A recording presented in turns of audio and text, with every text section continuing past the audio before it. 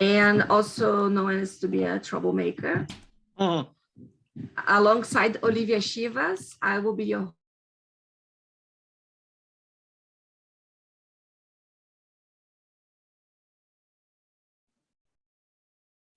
sorry, Juliana, this is technical support. You're on mute.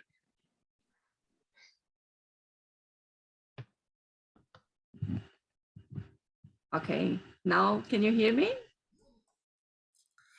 Yes, we can. Oh, perfect. Okay, let's get started. So, tēnā koutou katoa, my name is Juliana Carvalho. I am a fierce disability activist, storyteller, author, and also known as a troublemaker. Alongside Olivia Shivas, I will be your host today. Olivia is a Poutiaki journalist at Stuff, covering disability issues. In 2021, she presented and produced an award-winning podcast called What is Wrong with You?, which gives us authentic and entertaining insight into the lives of people with disabilities. She lives with muscular dystrophy and uses a wheelchair to get around. I want to acknowledge that our dear Hannah Hickey will not join us today for personal reasons. I want to give a very welcome to everyone that's taking time to be here today with us. Just a quick housekeeping. If you are audience, you should remain on mute and with your camera off. Please use the chat to submit questions and make comments. The purpose of this webinar is to learn and tap into the wisdom of the overseas disability advocates and allies that we can use to influence the New Zealand government to strengthen and accelerate accessibility policy in this country. We want to ensure that we have the best possible future accessibility law for New Zealand, for disabled people and others with access needs. We have 8 key topics that we want to discuss with our international guests and New Zealand participants today. Olivia and I, we will provide the New Zealand perspective and commentary. Thank you so much to our international colleagues for joining us today. We really appreciate your joining us, coming to our aid at odd hours across different time zones. We have a dream lineup of speakers with David Lepofsky, Canadian lawyer and disability advocate, Judy Human, internationally recognized American disability advocate, the star of PrEP Camp, the legend from US that started a revolution.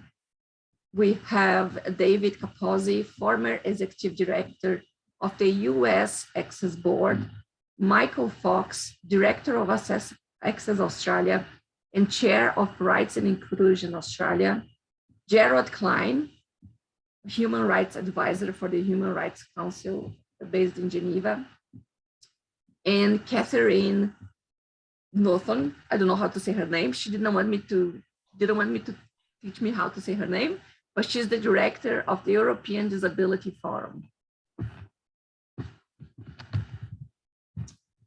I would like to invite our ally, Diane Rogers, General Manager, Policy Advisor of Blind and Low Vision New Zealand, to give us some background where the government is up to right now with the Access Alliance assessment. Diana, please. Thanks very much, Juliana, and thank you to our international disability advocates for being here today, and also our New Zealand advocate. It's going to be a really powerful webinar today, so really pleased. Blind Low Vision NZ is proud to support the Access Matters campaign. This campaign is led by disabled people and people with access needs. I appreciate being able to share what we know of things at the moment with what's happening with the government. I just wanted to say it's pleasing to see the progress with the new Ministry for Disabled People. That's been long awaited. We understand that ministers have decided in principle that accessibility will be part of that new ministry. The government is also seeking feedback on how accessibility legislation could work in practice. Officials right now are seeing how they can build in a process for identifying, preventing, and removing accessibility barriers. Yesterday, we heard from the Minister for Disability Issues that she's going back to Cabinet this week to recommend on the detailed design of New Zealand's accessibility system. Next month, the Minister will be seeking final Cabinet approval before the legislation is drafted and introduced into the House of Representatives in July this year. In addition, we understand there'll be more meetings and subsequent workshops, as well as the opportunity to provide substantial feedback on the government bill through the Public Select Committee process later in the year. The Accessibility for New Zealanders bill will be based on the government's Accelerating Accessibility Policy. From what we've read about that policy, right now, we do not think the bill will be as effective as it might be in being implemented. So we've got some work to do, campaigners. The government policy only partially delivers on what we think is about 5 out of 13 principles that we believe is essential to be an effective accessibility law. In the policy, there's no mention, for instance, of accessibility standards, no mention of enforcement mechanisms, and no mention of a notification process to report barriers and discrimination offences.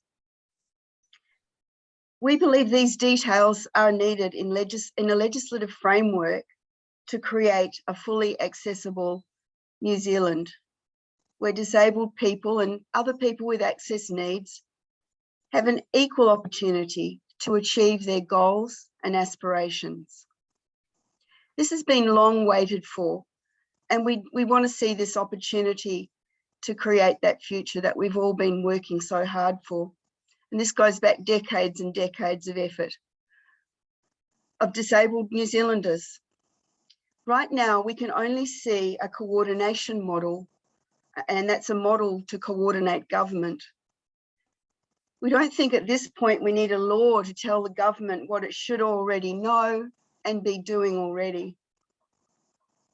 Since 2016, when we formed the Access Alliance, we've come a long way, thanks to you and thousands of New Zealanders. Our movement has grown to almost over 20,000 supporters. Our challenge now is to make the most of the tiny window before this bill is introduced into the House. We're working really hard right now to make sure that we get as much as we can to improve on the bill through the Select Committee stage. We would not have got this far without the support, your support, New Zealanders from all walks of life, New Zealand business, local government, a host of people, as well as our allies and friends from overseas. We're grateful for your time today, and particularly the dedication to helping us work through our tactics over the next 2.5 hours of this webinar today. Thank you very much. Wish everyone the best for this webinar.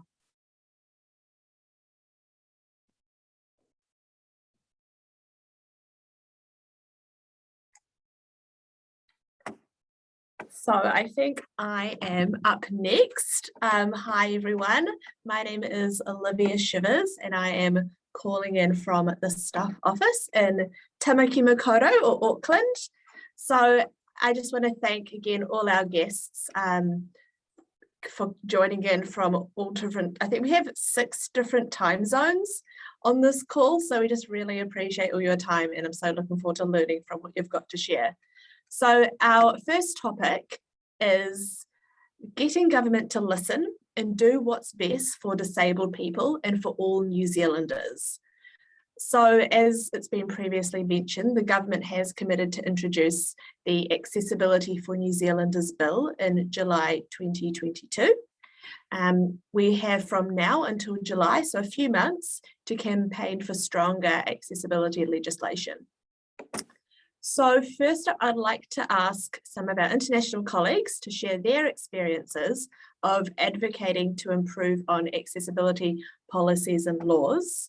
I've got a couple of questions to get us started. So who do we need to influence to get a strong and effective accessibility law?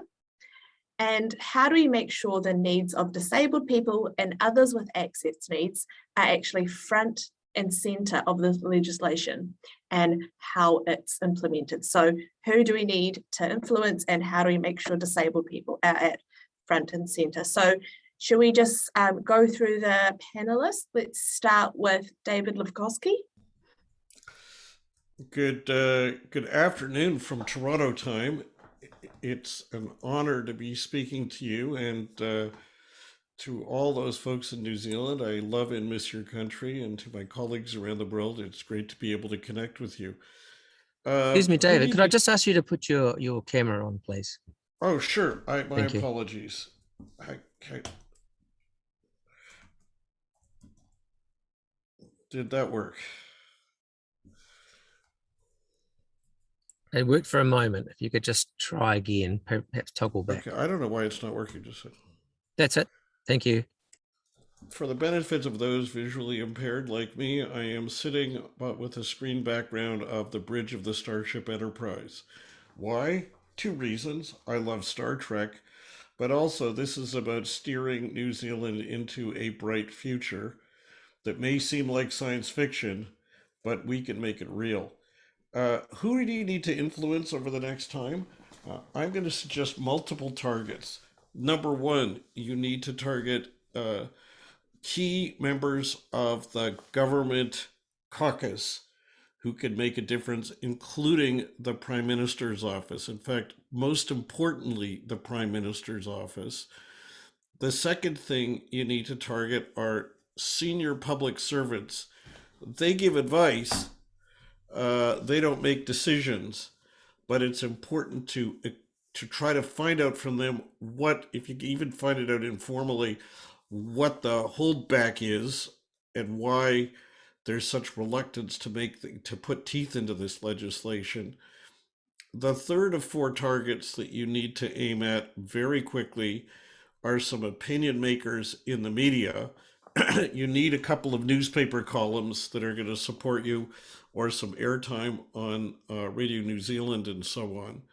And finally, you need to target the opposition parties. You need them to be ready to say now that they will put forward amendments to make it stronger, and that if the government doesn't deliver the legislation you want, that if elected after the next election, they will.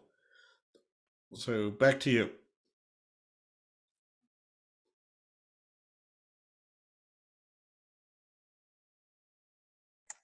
Let's hear from Judy next. Hello, everybody. Thank you for inviting me to speak. Who do you need to influence? The disability community. The disability community should be outraged that this is a discussion that is going on now, given that the CRPD was ratified, and I think New Zealand was one of the first countries to ratify it. So now we're, 12, 14 years since that happened. And it seems as though you're lacking essentials that would ensure that new construction, major renovations are done in accordance with what the disability community needs. So I agree with many of the things that David said, but for me, it really is astonishing that you are at where you are at. And therefore, I really think you need to, David was mentioning this, it's both influencing legislative bodies, but I think it's very much getting the media involved, as he was saying, to really, I think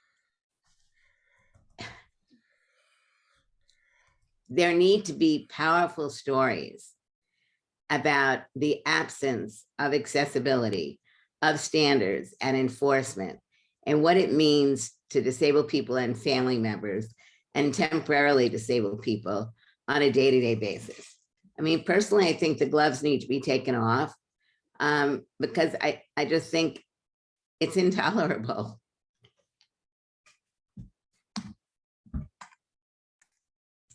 Thanks, Judy. And our other David Capozzi.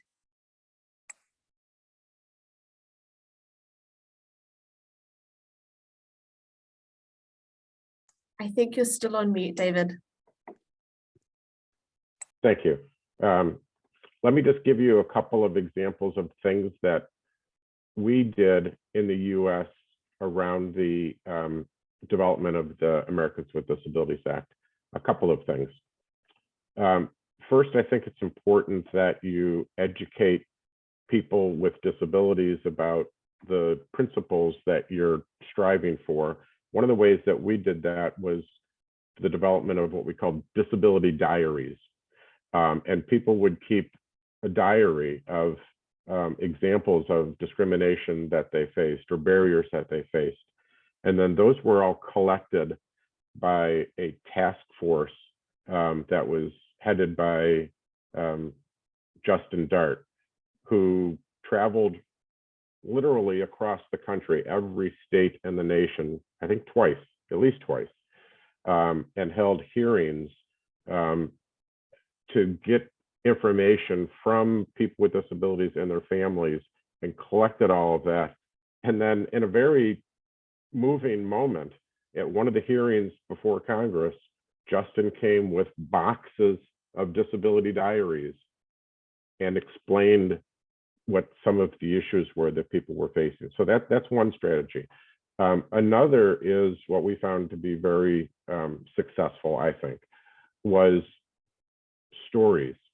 I think it's really important to have personal stories that are compelling, that are memorable, short, but captivating people so that it's easy to understand what the problem is and how it can be fixed. Stories are really important. And then lastly, one of the things that was done before the ADA and actually after the ADA was passed were surveys by a polling firm called Lou Harris.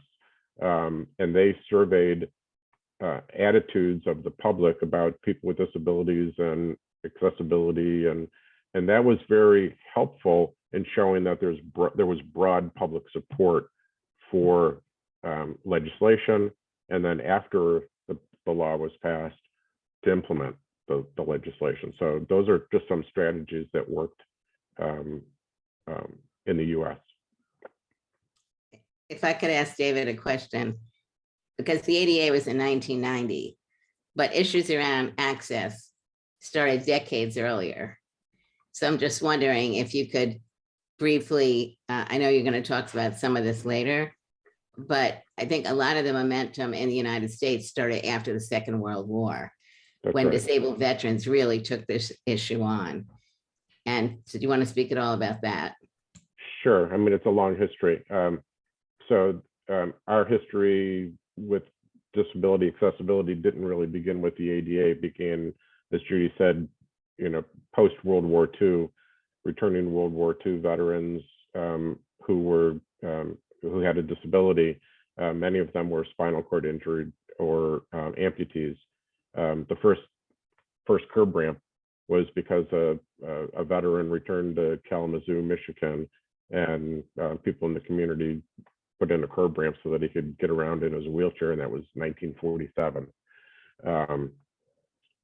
But the first law that we passed that dealt with accessibility was in 1968, and that was called the Architectural Barriers Act, and it only applied to federal buildings. And that's the way a lot of countries start, is by only applying accessibility requirements and non-discrimination requirements to federal properties, federal agencies.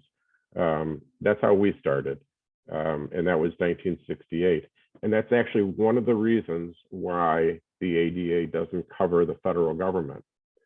So Section 504, which Judy, I'm sure we'll talk about later, also covered the federal government in the 1970s. And so we had these provisions that were already in existence And so we didn't cover those in the ADA. Another reason why airlines are not covered in the ADA, they're covered under another law called the Air Carrier Access Act. So there were some things that were already addressed that are not addressed in the Americans with Disabilities Act. So those are some things that you need to think about, because I know you've already got some, some successes, behind you.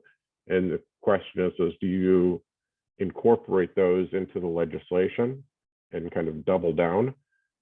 Or do you say that these have been addressed already and only address things that are not addressed? And that's a strategy that you have to think about. We chose not to address things that were already covered. And yeah, I don't know if it was the right decision or not, but it was the decision that we made. Thank you, David and Judy. It's really interesting. I like the idea of doing a diary. I feel like many people on this Zoom call will have a very long list of things to add to that disability diary. And we've just had a request to maybe minimize comments in the chat, because it does block people's images and things like that. So maybe if we can just keep them to the minimum at the moment, and I'm sure there'll be opportunities to add comments and questions later on. So we've got a few more minutes on this question. So Michael Fox, do you want to share something? Sure, thank you, and good morning everybody from Sydney. It's 7:30 here in the morning, but very nice to see you, Judy and David. Haven't met for quite a long time, so it's a nice opportunity. I want to say three things, so I'll be as brief as I can, Olivia. Firstly, as Judy said, it is surprising, this discussion, because Don Mackay from New Zealand, a very good friend of mine, was the chair of the CRPD in New York, and we worked closely together in 2006 to ratify or to resolve the convention. I was the convener of Article 9, accessibility, and worked closely with Don, and that was in, I think, October 2006, and New Zealand ratified the CRPD the next year in 2007. So we all thought that New Zealand would continue to be a leader in this process. And in fact, you do have legislation. There's a Building Act in 2004. You do have a New Zealand standard, 4121. And there was a very interesting Building for Everyone's guide prepared in 2019. So there is awareness and there is a history in New Zealand. There were many people I dealt with from Sydney after CRPD. It was very active for a few years, but not a lot in recent years, I must say. In Australia, we've been involved in accessibility. I'm an architect and an access consultant. I was the chair of the Standards Australia Committee for about 10 years, developing our standards in the 80s and 90s. And we had a DDA that came out in 1992. And I suppose that's the first recommendation to New Zealand, that you consider implementing something like the DDA, which is the Disability Discrimination Act. And that set down a federal mandate that required accessibility, it required equal opportunities. And the key to the DDA is that discrimination on the grounds of disability is illegal. A very, very powerful statement. And that statement, again, discrimination on the grounds of disability is illegal, drove the whole access program in Australia from 1992. And then very luckily, Sydney was awarded the Olympic Games in the year 2000. And I was thankfully involved in that. And we used the Olympics in the year 2000 as a huge opportunity for the most accessible environment, games, facilities, everything we could think of. And we developed what we called the process of access, which connected virtual access with physical access, and included transport, public domains, IT, communication, everything you could think of. So all that was very successful. Since 2000, we have had continuing, very active coordinating organisations in Australia, which have linked government agencies, people with disabilities, and the community. And these groups, one of which I'm involved in, my organisation is Rights and Inclusion Australia. There's about 100 different organisations around Australia that have formed coalitions. We actively work with government at every level, and we are having ongoing reviews. In fact, right now, we're reviewing the housing legislation. So we've got a very active role, and I think perhaps the secret to that is the two things were the Olympics gave Australia a terrific catalyst for advancing accessibility. And since that time, the last 20 years now, 22 years, it's amazing, we have continued this action between the community and government. And I think that's the strongest message for New Zealand. You just have to find ways to work with every level of government. You've got to, and this meeting today, I don't know how many people there are, maybe 100 people involved in this. You've got to really consolidate that coalition so that you have strong, clear guidelines to progress this important agenda. Thank you. Thanks, Michael. Jared Clyde, you've got any comments on this? Certainly, thank you. And just a small correction on my title. I work at the Human Rights Council on behalf of the International Disability Alliance, just to avoid any confusion.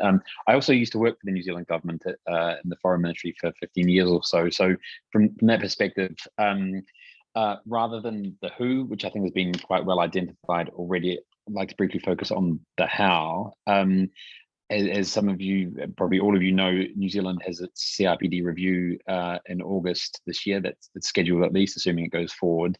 And I mean, it's very unsatisfying and problematic that consultation is being left until after the legislation has been drafted. But at the same time, I think that is an opportunity in advance of that session for you to put all the pressure you can on and say quite clearly that the CRPD committee will be holding New Zealand to the highest possible standards of its jurisprudence, because New Zealand has put itself out there as a leader for many years on the rights of persons with disabilities. And in Geneva, in this upcoming Human Rights Council session in March, New Zealand is leading on a resolution on the rights of persons with disabilities. That might strike some of you as being an unfortunate irony, but you can use it as leverage. And the framing for the Foreign Minister really is that it will affect New Zealand's international reputation, as well it should. So I think you can also talk to members of the committee. Of course, one of them is Robert Martin, a New Zealander, and the chair of the committee is an Australian, Rosemary Kays. So there are some, I think you may have some good allies there. Of course, in August, it will be, I gather, too little too late if the law is being adopted in July. But I think that if you broaden your focus, of course, primarily focused domestically, but also a little bit internationally, you can contact the Special Rapporteur on the Rights of Persons with Disabilities, Gerard Quinn, an amazing Irishman. I think he can potentially talk to people as well. So yeah, I think there's some options there, and really do insist that New Zealand walk the walk, as well as having a long period of having talked the talk. Thanks. Thanks, Jared. And I'll ask Catherine if you've got any comments, and then hand it back over to Juliana. Thanks very much, Olivia.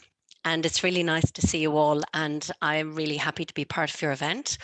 Indeed, when we were working on pieces of European legislation for accessibility in recent years, we also drew on the experience of our colleagues here in the room from Canada and from the US, because that has been a constant inspiration to the work we did in Europe. So I'm really happy to listen to everyone again this evening. I'm going to mention about 3 things that haven't been mentioned, because indeed you know who you need to target. And in our case, for politicians, it was always through public opinion. So with media, in some cases, the person responsible for writing a report in the Parliament and the text wouldn't even meet with us, and only did after we did a protest outside of the Parliament. So this is also something you have a lot when it comes to politicians and their opinion of the public. you have a lot up your sleeve. Also, we found alliances with other movements. Certainly older people were a great ally, the older people's movement, because they represent also a significant voter base. So for many politicians, these alliances, we drew on a lot. For the technical work with civil servants, we used a lot of workshops and roundtables and trainings and, given them content and information, also legal advice.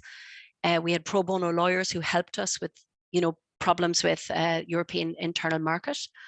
But I think a lot of these things are harder with COVID-19 restrictions. So I think the relationship building that we miss a lot because of not having the same contact and the same ability to get out on the streets, it makes it a bit more challenging for you. There's two last things. So I think was very useful for us to know. We had a lot of enemies. I don't know if you have enemies. You've only talked about your target politicians, but we had people campaigning very actively against legislation. And they were misinforming. They were talking about costs. They were talking about it not being necessary. We had one business association saying that accessibility legislation would make household appliances dangerous. So we had to understand our enemies as well and make sure that we brought them to meetings and made them speak in public, to air their views publicly so we could contradict them publicly. So this was very important for us because we had really enemies, and some of our enemies, adversaries, we could work with them on certain topics where we agreed, like in industry, there were some that we could really, or we could find industry partners who were committed to accessibility and would work with us anyway.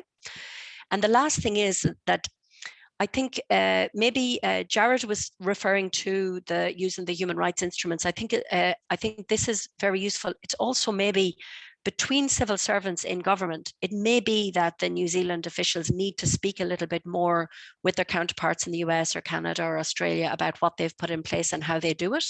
So they can know in those meetings as well that afterwards they will look bad if they don't do as well as they should do, given the reputation they've tried to build.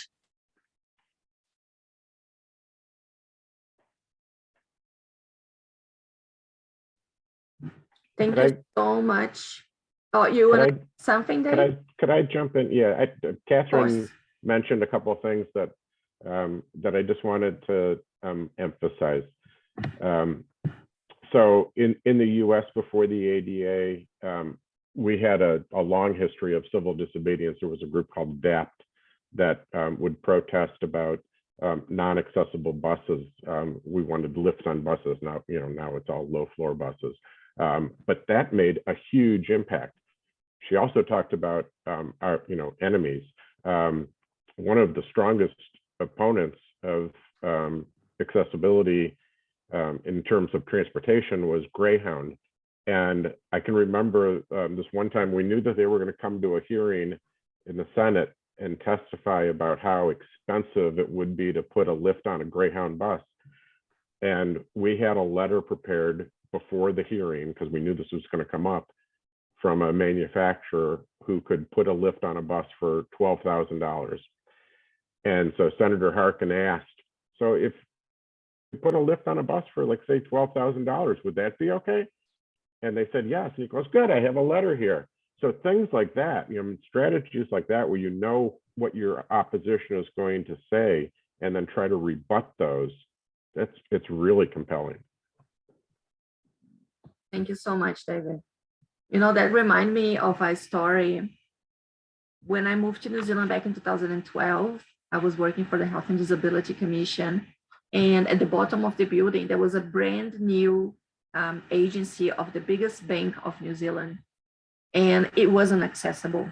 That was 2012. They built a brand new agency at the heart of Auckland that wasn't accessible. I called the media, they wrote an article. The bank said, oh, we couldn't find solutions and da-da-da. The next week, there was a following up article from the same newspaper saying that kids solved the problem that the biggest bank of New Zealand could not solve. 10-year-old kids find the solution with the lift. We need to use the media. That's absolutely getting the public opinion. I make a few notes here and really interesting. I think there's a to-do list for us here to focus on the key government agencies, including the Prime Minister. the opinion makers. That's another idea that we'll be discussing within the Access Matters campaigners to do to get people from all the media outlets and do a conference and see how, because language matters, communication matters, and the awareness as well for the wider audience. You know, if we stay just in our circle of people with disabilities and our allies, we will never reach to the wider audience. And we need to get the empathy, the understanding, and people need to really be outraged, you know, with, this is so unacceptable. This is David. Judy. Can I just, David Lepofsky, can I just add a quick point? Of course. All of my colleagues have raised phenomenal points, and it really is humbling to be on a panel with all of you. One of the things I think that's distinctive to the New Zealand form of government, which is similar to the same as what we have here, is it's not like there's a separate Congress that's providing oversight. The decisions are being made somewhere within the government structure, and it's important to find out who's really calling the shots and what their real worry is.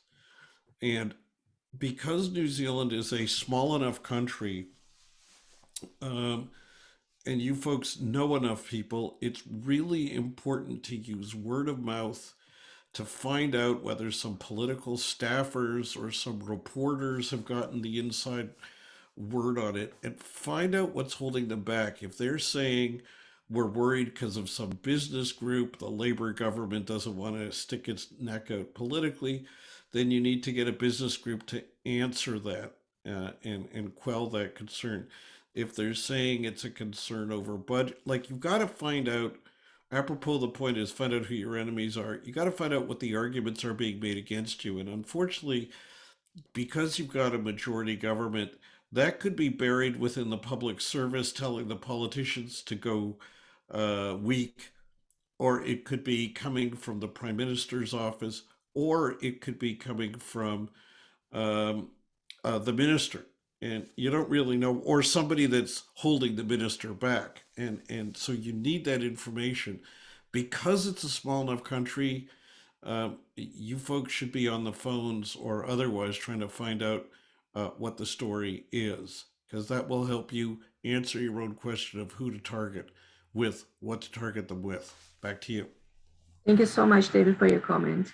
So from the question time that we have between Jen Logie asking questions to the Minister Carmel Sepuloni, when there was the announcement of the new ministry and the introduction of the disability bill, the excuse is it's too difficult, it will be too complex.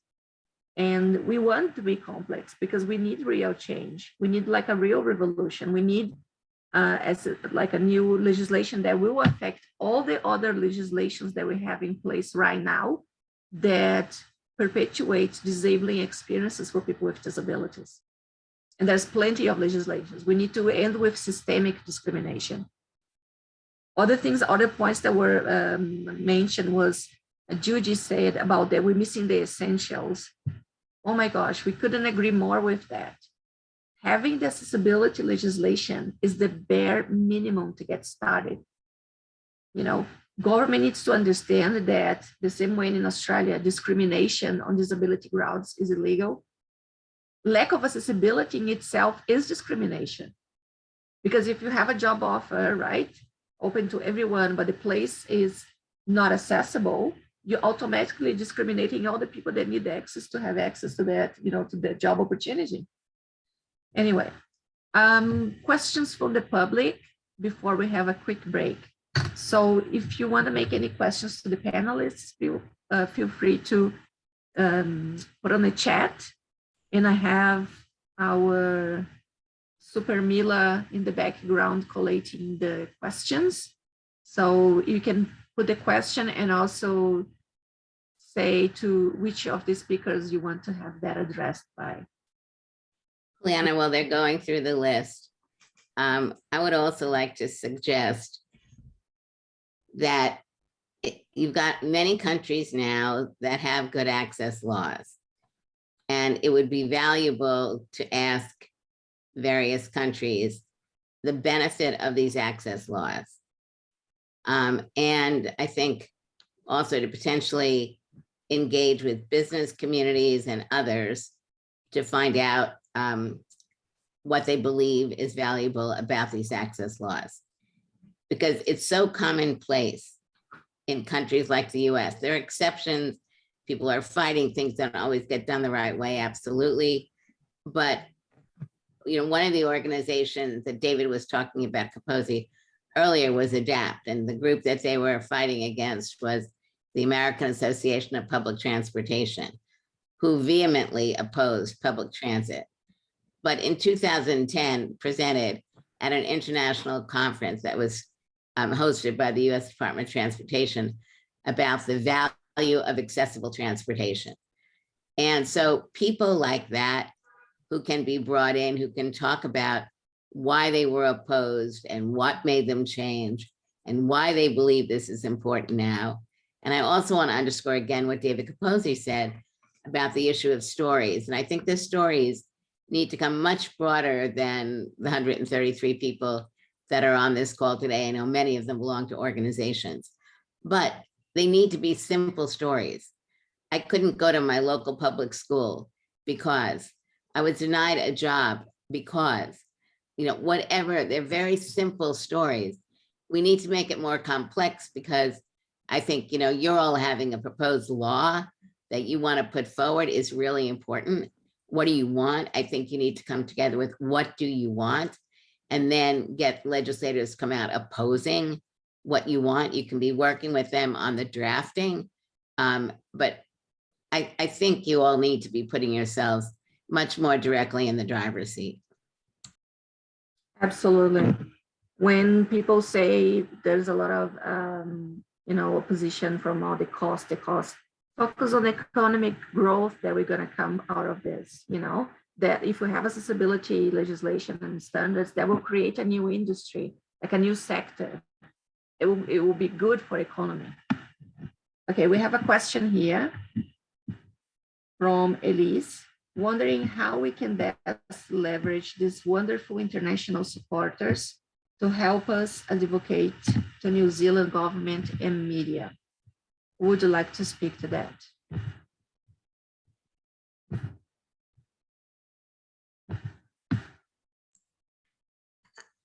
I think everybody on this call can give you examples of what they were doing. Catherine's raised her hand, how they work with media, and maybe even some of the columnists who have written pieces on the importance of accessibility, as well as who were engaged in trying to address getting accessibility put into the laws in our countries. I also think, looking at more work which is going on in a number of countries about diversity and inclusion, and how if DEI is something that government is pursuing, ending discrimination across the board, you can't begin to seriously have that discussion if there isn't a way of ensuring that accessibility is something which is seen as valued and implemented. Thank you, Judy. Michael, sorry, can I just say something quickly? Yes, I've just had one comment. Judy's made great comments about, we all know the problem of the enemies, and I really like Catherine's comments about enemies. We've had the same thing in Australia at various times. I think we've all had that situation. But the way we've really handled that typically is by balancing costs against benefits. And we do regulatory impact statements and studies and so on. So every new piece of legislation has got a fairly balanced costs and benefits. And of course, the benefits to the total community is overwhelmingly in favor of accessibility legislation. So I think it's really important to always balance the costs and the benefits. Thank you. Very much, Michael. Elise, you would like to make a comment? Yeah, sorry. I was thinking in terms of international, like I said, I'm really grateful for all the international speakers on this call. Thank you so much. I'm thinking For media, Bella Hadid just came out about the discrimination to the students in New Zealand, and that made newspapers, not just in New Zealand, but newspapers around the world. Do we have any international disability people that can kind of go, hey, New Zealand, you're not walking the walk, you're talking the talk, but you're not walking the walk, to actually make that international splash? I agree with others. I think the gloves need to come off now. We do not have time to put the subtle pressure on. It needs to be overt. So is there an international spokesperson figure that people on this call can suggest that we reach out to actually kind of point the finger and say, actually, this isn't quite good enough? And then in terms of politicians, like I know the mayor's office in New York, for example, maybe having a reach out to the equivalent here in New Zealand saying, hey, this doesn't seem strong enough. This is what we're doing in New York. You're just enacting this. Again, is there those key people that we could reach out to put pressure on the New Zealand equivalents? Well, I make a comment straight away. I think you've got the panel right here. Exactly. I think today you've got half a dozen of the leading people around the world, if I may include myself, but certainly with Catherine and David and Judy. If this exact group could have a Zoom with the Prime Minister or the relevant minister, we could ask them to throw their hardest question at us, and I'm sure that our panel could answer that, and I think that could happen tomorrow. I think you don't need to go further than this panel. You've assembled a terrific panel today. We're covering the UN, we're covering human rights, we're covering Europe. We've got a global consensus here.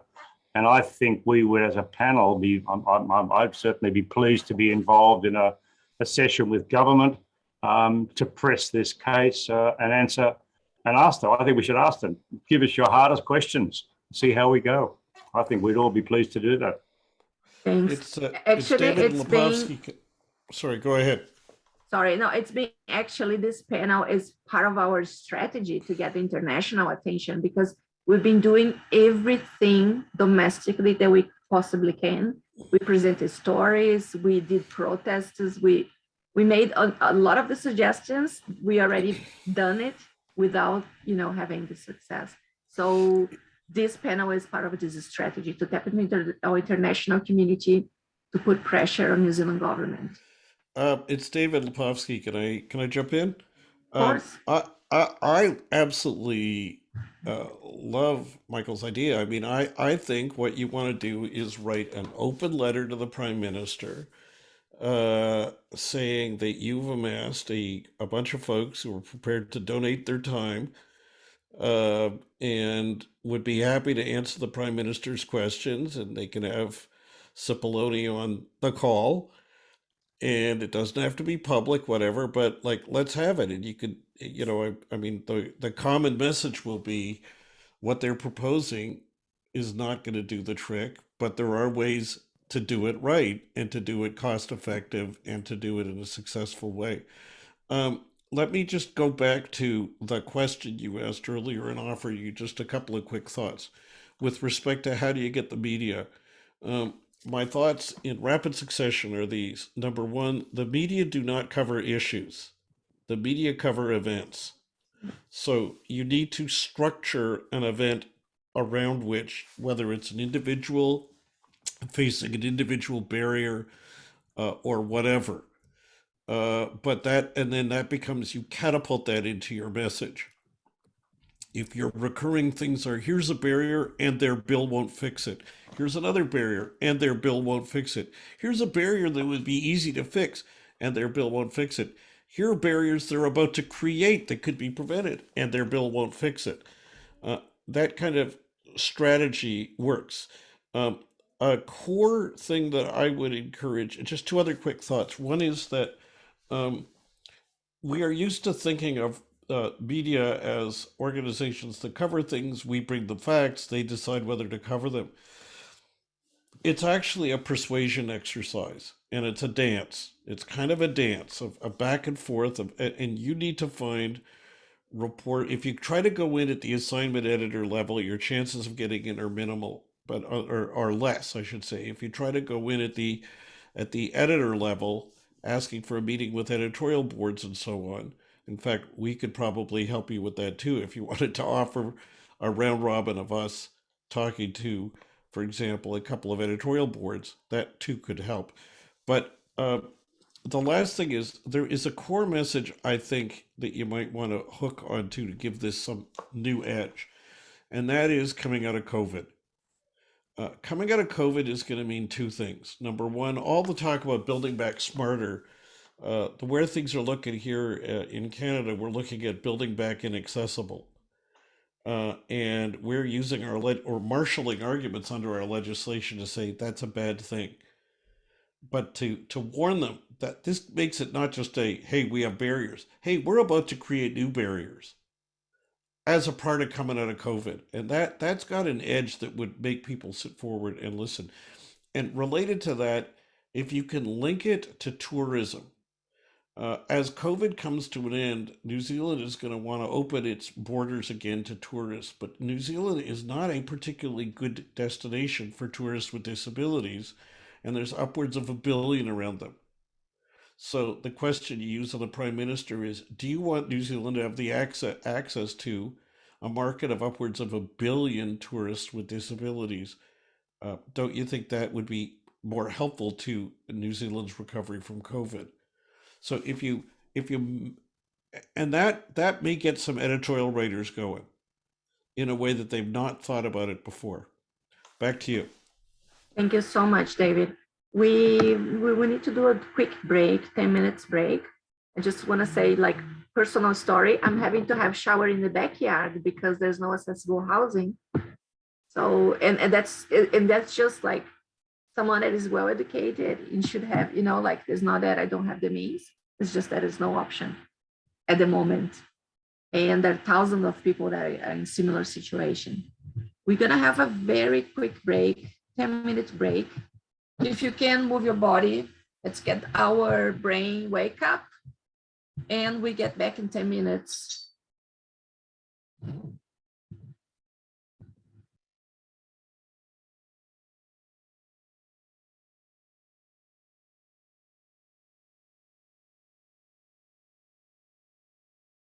So we're going to combine the next two topics because there's a lot of crossovers. So topic 2 is pushing for stronger policy. And we're also going to go to the next topic, which is lessons on accelerating accessibility from your region and country. So we'll hear from our international panelists on this. So we know that we've been given weak policy based on your experience, and how can we campaign the government to make policy stronger now before the bill is drafted then and then over time? And from your region or your country, what has worked well to accelerate accessibility? Does one of the panelists want to volunteer and start first?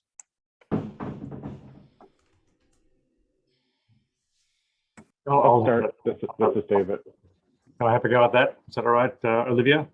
Okay. Go ahead, Michael. Okay.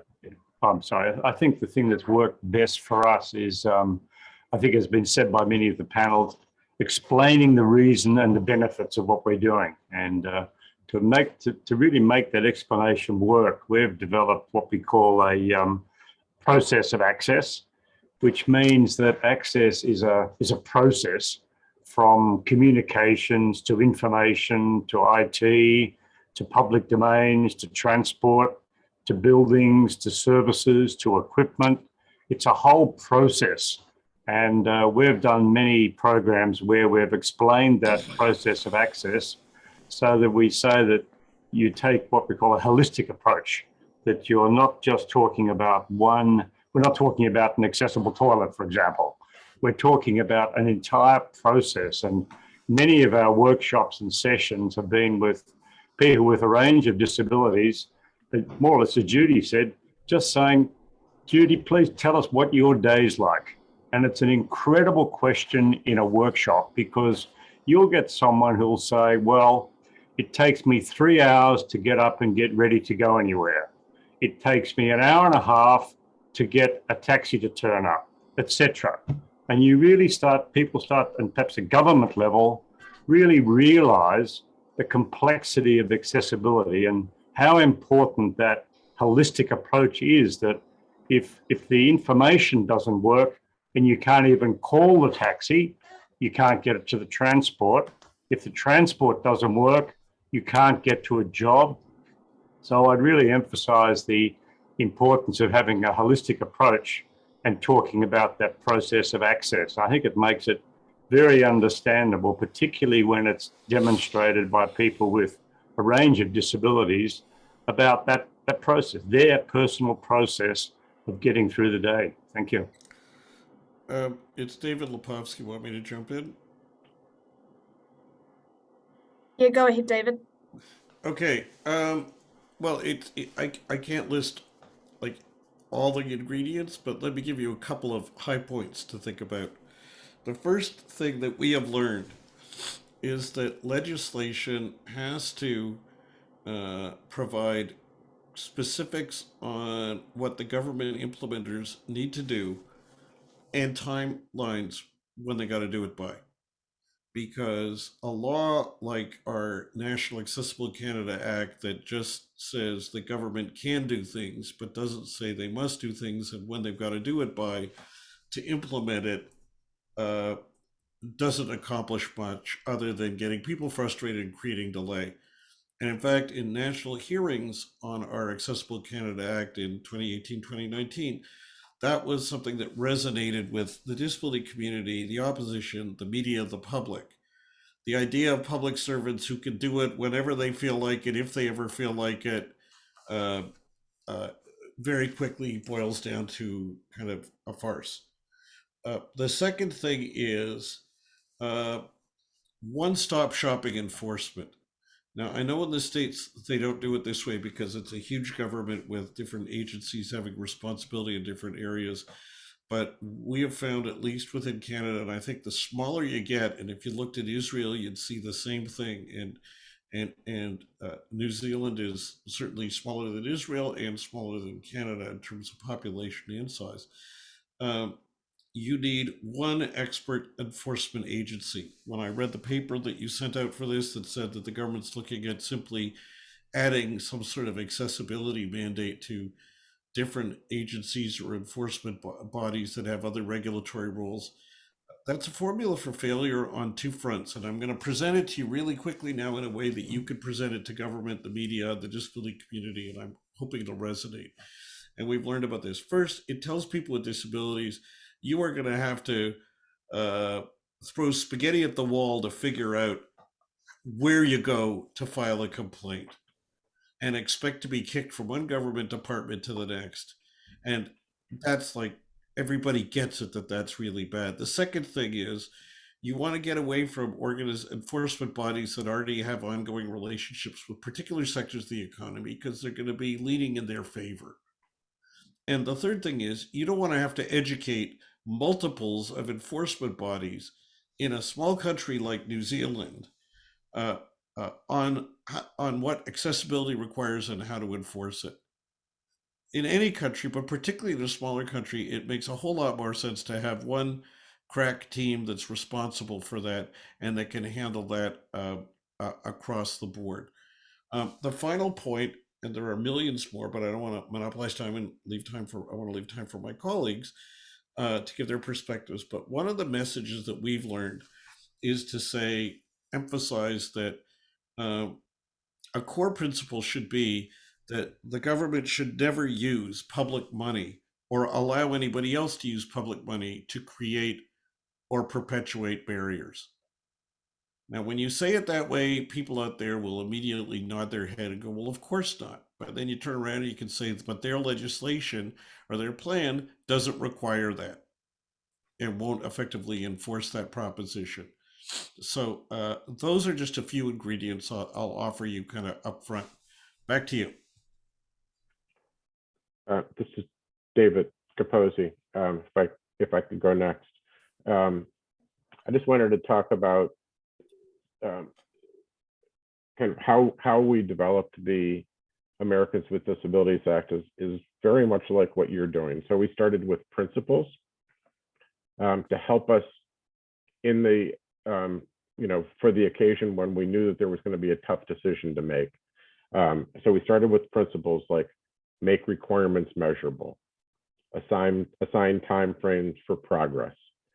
Deadlines could be prolonged, but access shouldn't be diminished. Require public involvement in the development of regulations and standards. Have strong enforcement requirements. Require new things like new buildings and new vehicles to be accessible. Those were some of the principles that we started with. But I'll tell you I think some of the things that we didn't do well, and I wish we did, and maybe you could learn from that. One is when I said have timeframes and measure them. We don't do that very well in the US. We don't have a good reporting system. And those that we do don't always work. And I'll give you 2 examples. Section 508, we haven't talked about yet, but it addresses IT accessibility or ICT accessibility. Section 508 applies to federal agencies when they develop, maintain, use, or procure technology. And standards were required to be developed by the Access Board. There's technical assistance required. The standards have to be updated every so often. There's an enforcement mechanism, but there was a reporting requirement that the Department of Justice do a report every other year on how the federal government is doing on implementing. Well, that was 1998, it was passed. So every other year, I don't know, it's what, 11 or 12 reports? They've done 3. So if you don't have the information, you don't really know how well things are going. Second example, we had time frames for progress. We gave Amtrak, which is the inner city rail system in the United States, it's like Via Canada or things, rail systems like that. We gave them 20 years or 2010 to make all of their stations accessible. By 2021, 19% of their stations were accessible.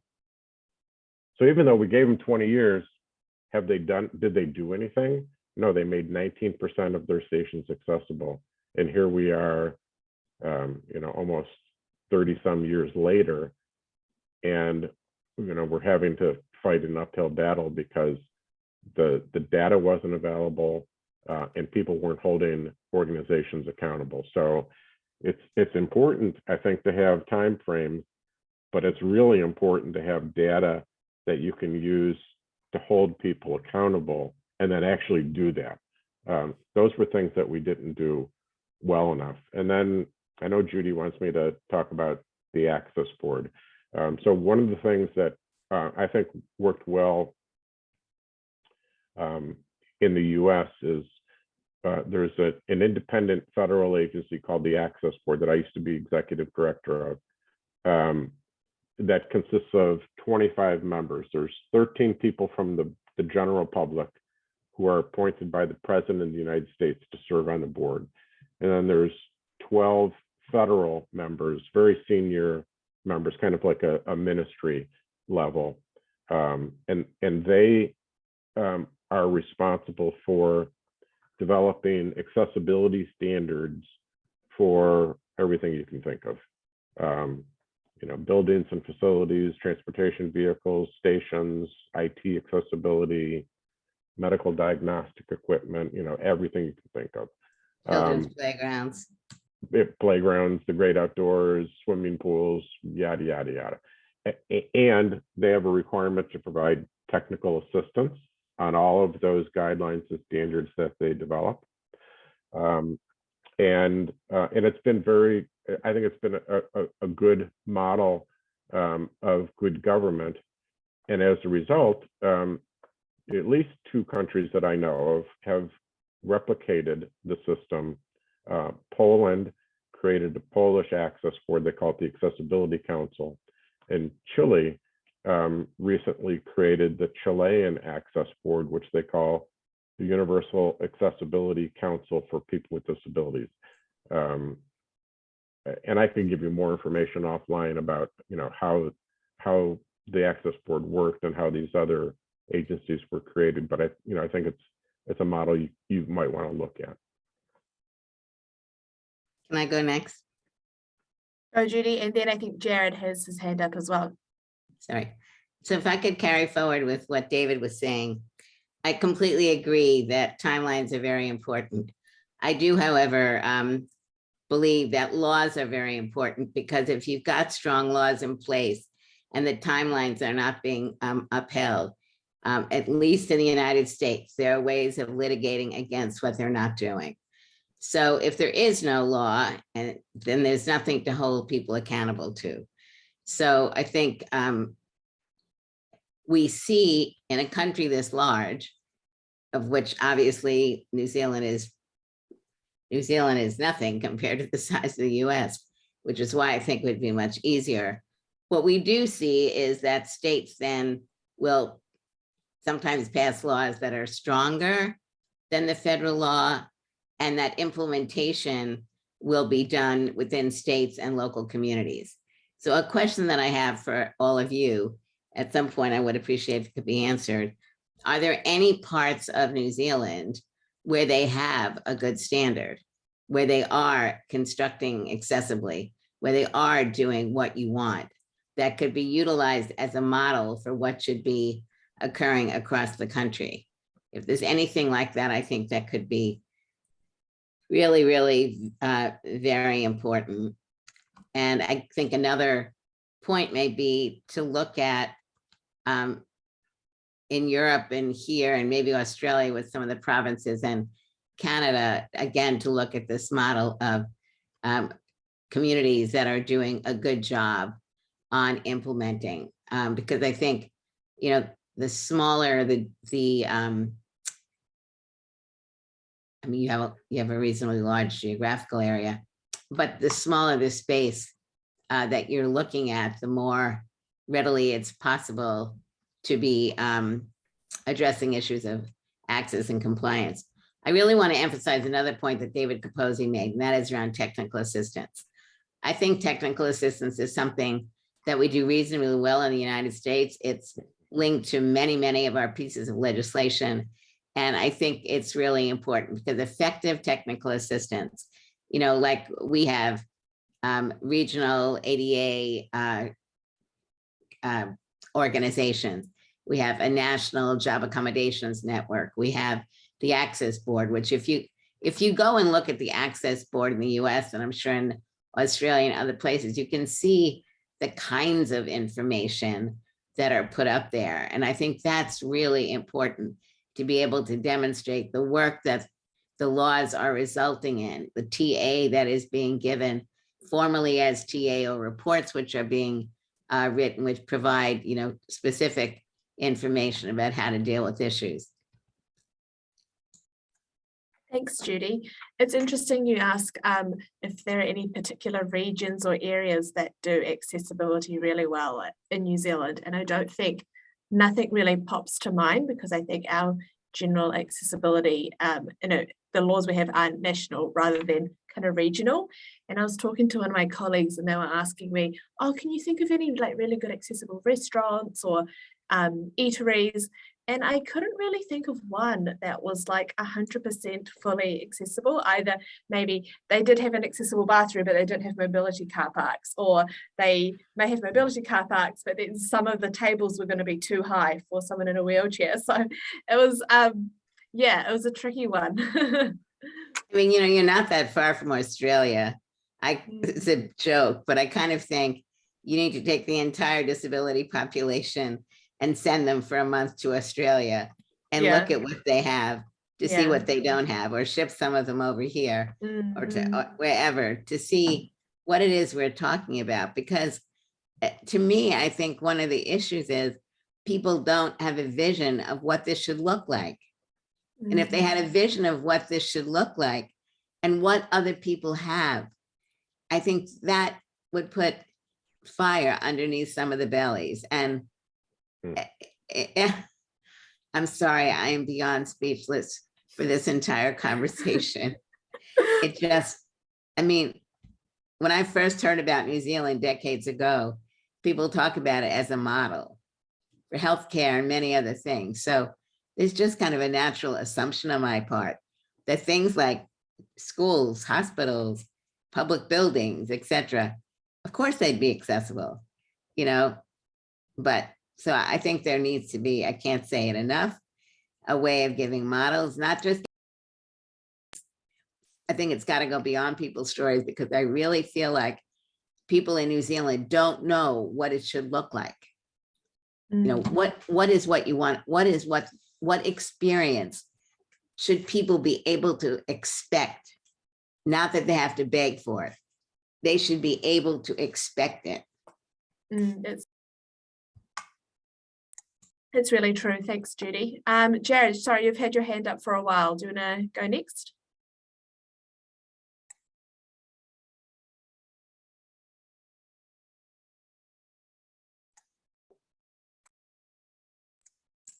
We can't hear you. I can't hear you, sorry, Yeah, Jared. we can hear Jared. But your mute sign is not on. Yeah. So. Is your microphone? No, we cannot hear you. Okay, what about now? Oh, yeah, now, yeah. So I think in New Zealand, my recollection is that there's not such a strong culture of strategic litigation, nor so much a strong human rights culture in a way, and that partly relates to education and partly to our legal system.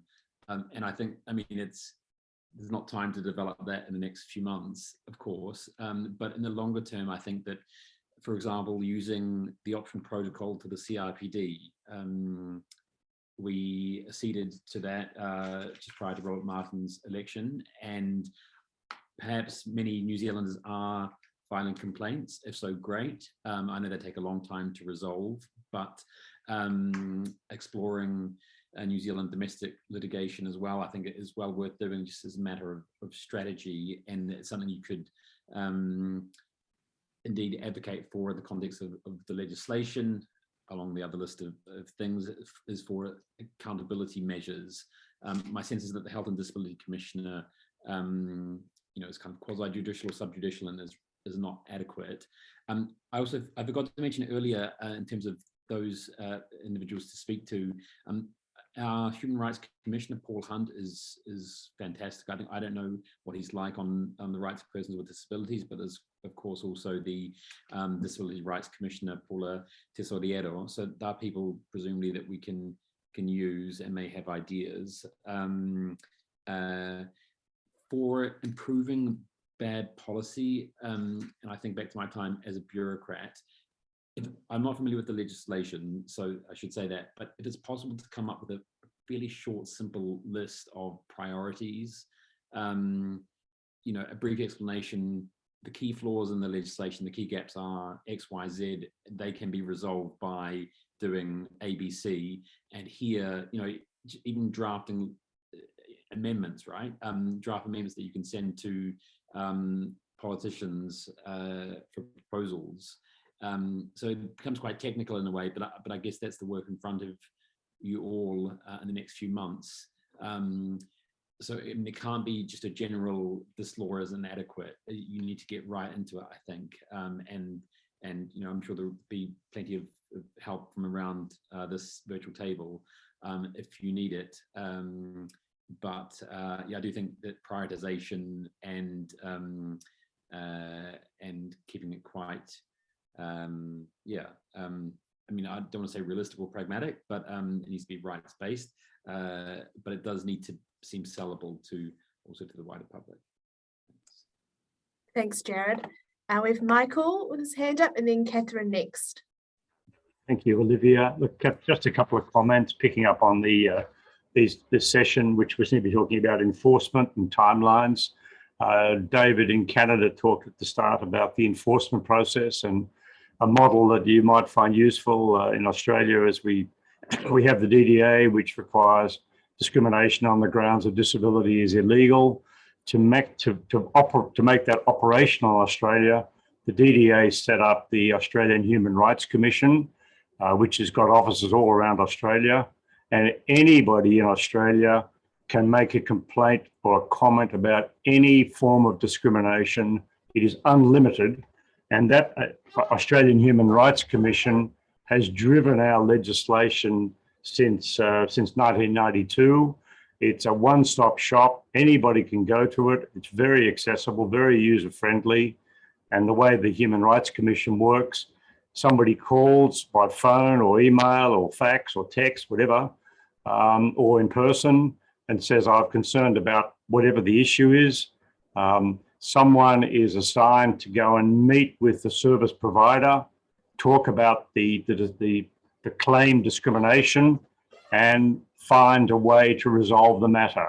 If it can't be resolved, it goes to court. So it's a pretty simple process, but I think you need a mechanism as clear as that in New Zealand, so that that's really a one-stop shop, so that enforcement is easily accessible to everybody. As Judy said, everybody should be able to put their hand up and make a comment about any form of discrimination. And that Human Rights Commission is a good model, but it's based on the legislation of the Disability Discrimination Act. So the government in New Zealand needs to have a legislation framework which reinforces the CRPD. And remember, CRPD, the R stands for rights. We're talking about the rights of people with disabilities. It's very important. Thank you. Thanks, Michael. Catherine? Thank you very much. So just to mention, David was talking about the importance of data, and you might not have data, but we often do very quick and dirty data presentations that are not really scientific and perfect, but demonstrate adequately how bad the situation is. And I'm happy afterwards we can email, I can share with you some examples of things that we've done. Also, we've had help with people doing that kind of thing, just to show very quickly. In terms of the standards, I think you're well aware of it, that there are now many international standards that can be used. The EU has very good accessibility standards, which have been used in other parts of the world, like India, Japan, Mexico, Australia, Canada, Kenya, like the ICT standard, the built environment design for all. But actually, really, my heart beats fast when I hear our American colleagues talking about the US Access Board. We really tried to get an EU Access Board, and we will continue to look for such a structure, because I think it would bring massive benefit in Europe, because you have all these different countries, you have the market selling products and services around, you have really need to harmonize, we have the legislation, and we would have loved if we had succeeded to have the EU commit to establish an access board. So that's something we've had David speaking at many of our events, trying to sell the massive benefits of having this kind of service and technical support. So I hope that that's something that you might be able to go for. And then finally, of course, the ability to go to court at the end of the day, or the ability to have the thing enforced is incredibly important. And you can signpost people afterwards, even if it is a bit complicated, you can signpost and help people with that. And Jared said as well, you can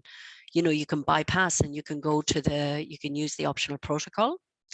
One last thing as an ingredient to the legislation, which I have to say has helped us. There's lots of gaps in the European Accessibility Act in terms of the scope in particular.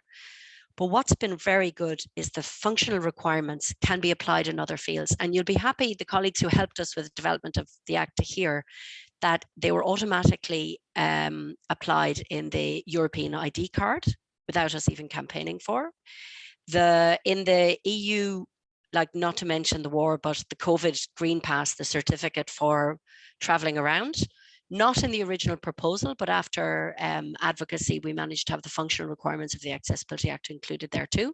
So if you can somehow make sure there's a provision in the legislation that will mainstream those requirements in the green transition, you will have loads of transition in New Zealand for the environment, in tourism development, in the transport sector. If you've got something that will then be nearly automatically applied in artificial intelligence, digital services in the future, if you can try and have these kind of provisions, so your accessibility legislation will then actually be borne out in future legislation affecting other sectors. That will be, I think that can be great.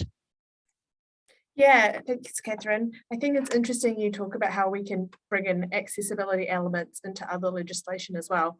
Recently, I went on holiday up north in New Zealand, and I visited this kauri forest walk. So in New Zealand, we have kauri trees, and they are native to New Zealand, and we're trying to protect them. So they have this wooden boardwalk, which is raised to protect the kauri trees, and it's all flat and wooden and fully wheelchair accessible for me.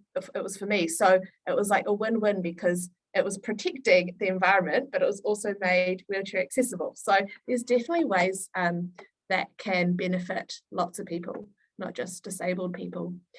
Juliana, am I handing back to you for a quick summary, and then we'll head on to the next topic? Yeah, actually, we have a few questions from the public that we will address now. So, Denise, she asked, do you recommend that the UN Sustainable Development Goals be part of the conversation with the accessibility access? Is anyone that would like to talk to it? So do you recommend that the UN SDG, Sustainable Development Goals, be part of the conversation with accessibility access? How we can link those things up? Why not? I like it. Why not? Yeah, definitely.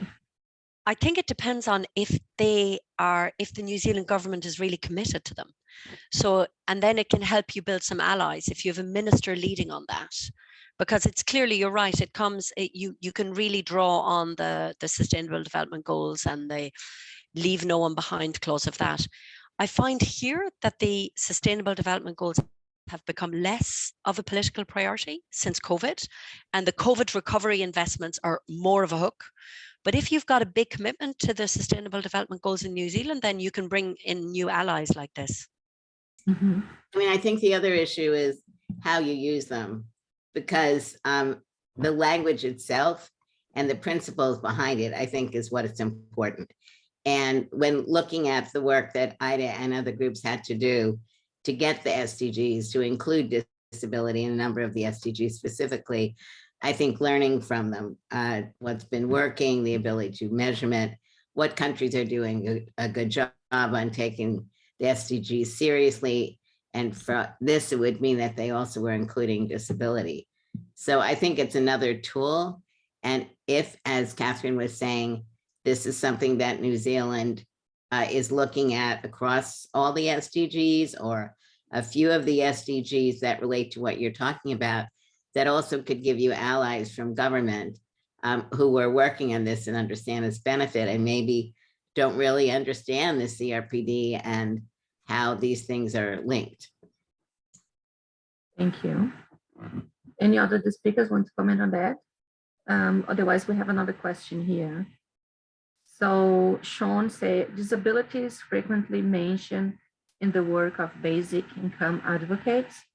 What figures come to mind when you hear of basic income?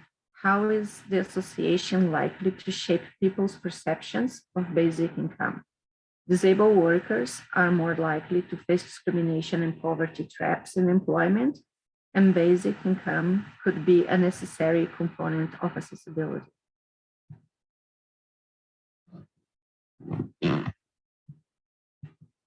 Anyone would like to speak to this topic? Just to give a bit of context, half of here in New Zealand, we don't talk about people talk about the pay gap. When we think of people with disabilities, we talk about the employment gap, because the unemployment rate is huge.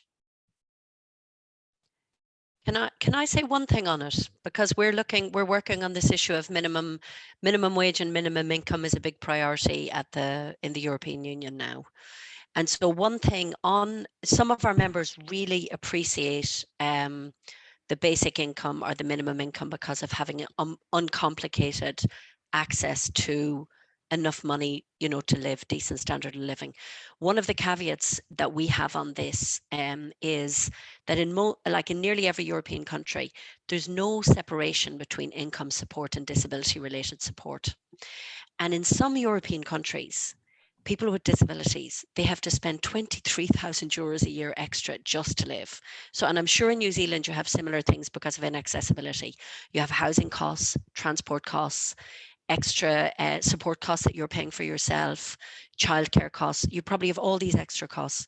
So if you have a minimum income or a basic income, you need to make sure that that wouldn't bring down the income of people with disabilities who are receiving specific support, assistive technology or other things, that it wouldn't, because sometimes when you receive something, then you no longer have a right to something else. So I think the disability related support, I think, always needs to be maintained.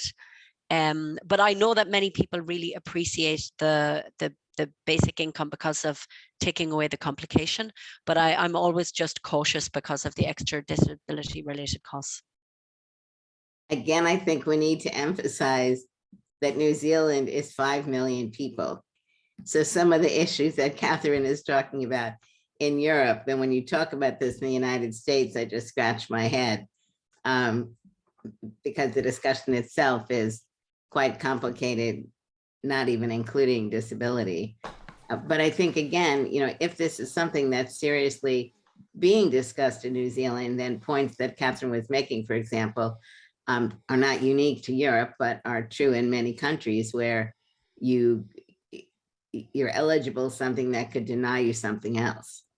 And so I think these are issues that can be looked at and addressed. So if this is serious discussion overall about basic income, then definitely just disabled people should be at the table on that. Is David Lepofsky, might I jump in? Of course, Jamie, please.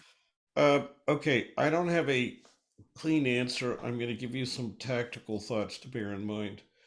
To some extent, the issues of income support and accessibility legislation are separate pieces. They obviously overlap because accessibility isn't relevant if, like, you can't eat.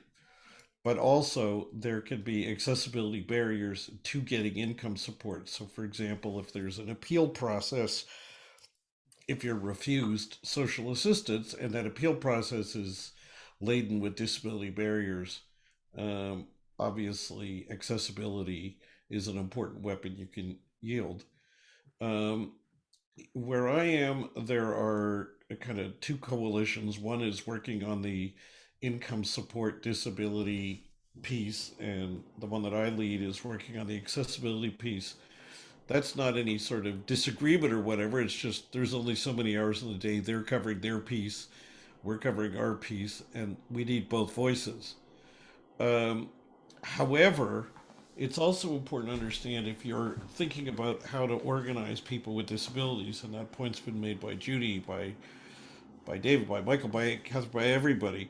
One of the things that's a practical reality is for people with disabilities who can barely get by or can't get by right now, income support is the number one issue.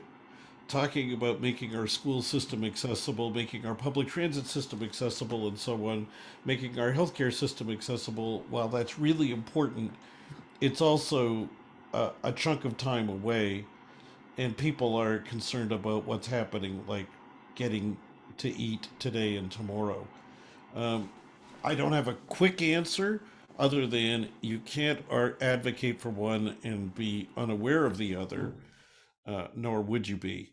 But it does, on the other hand, you can't, a New Zealand accessibility law is not going to be covering every need that a person with a disability could have, including income support.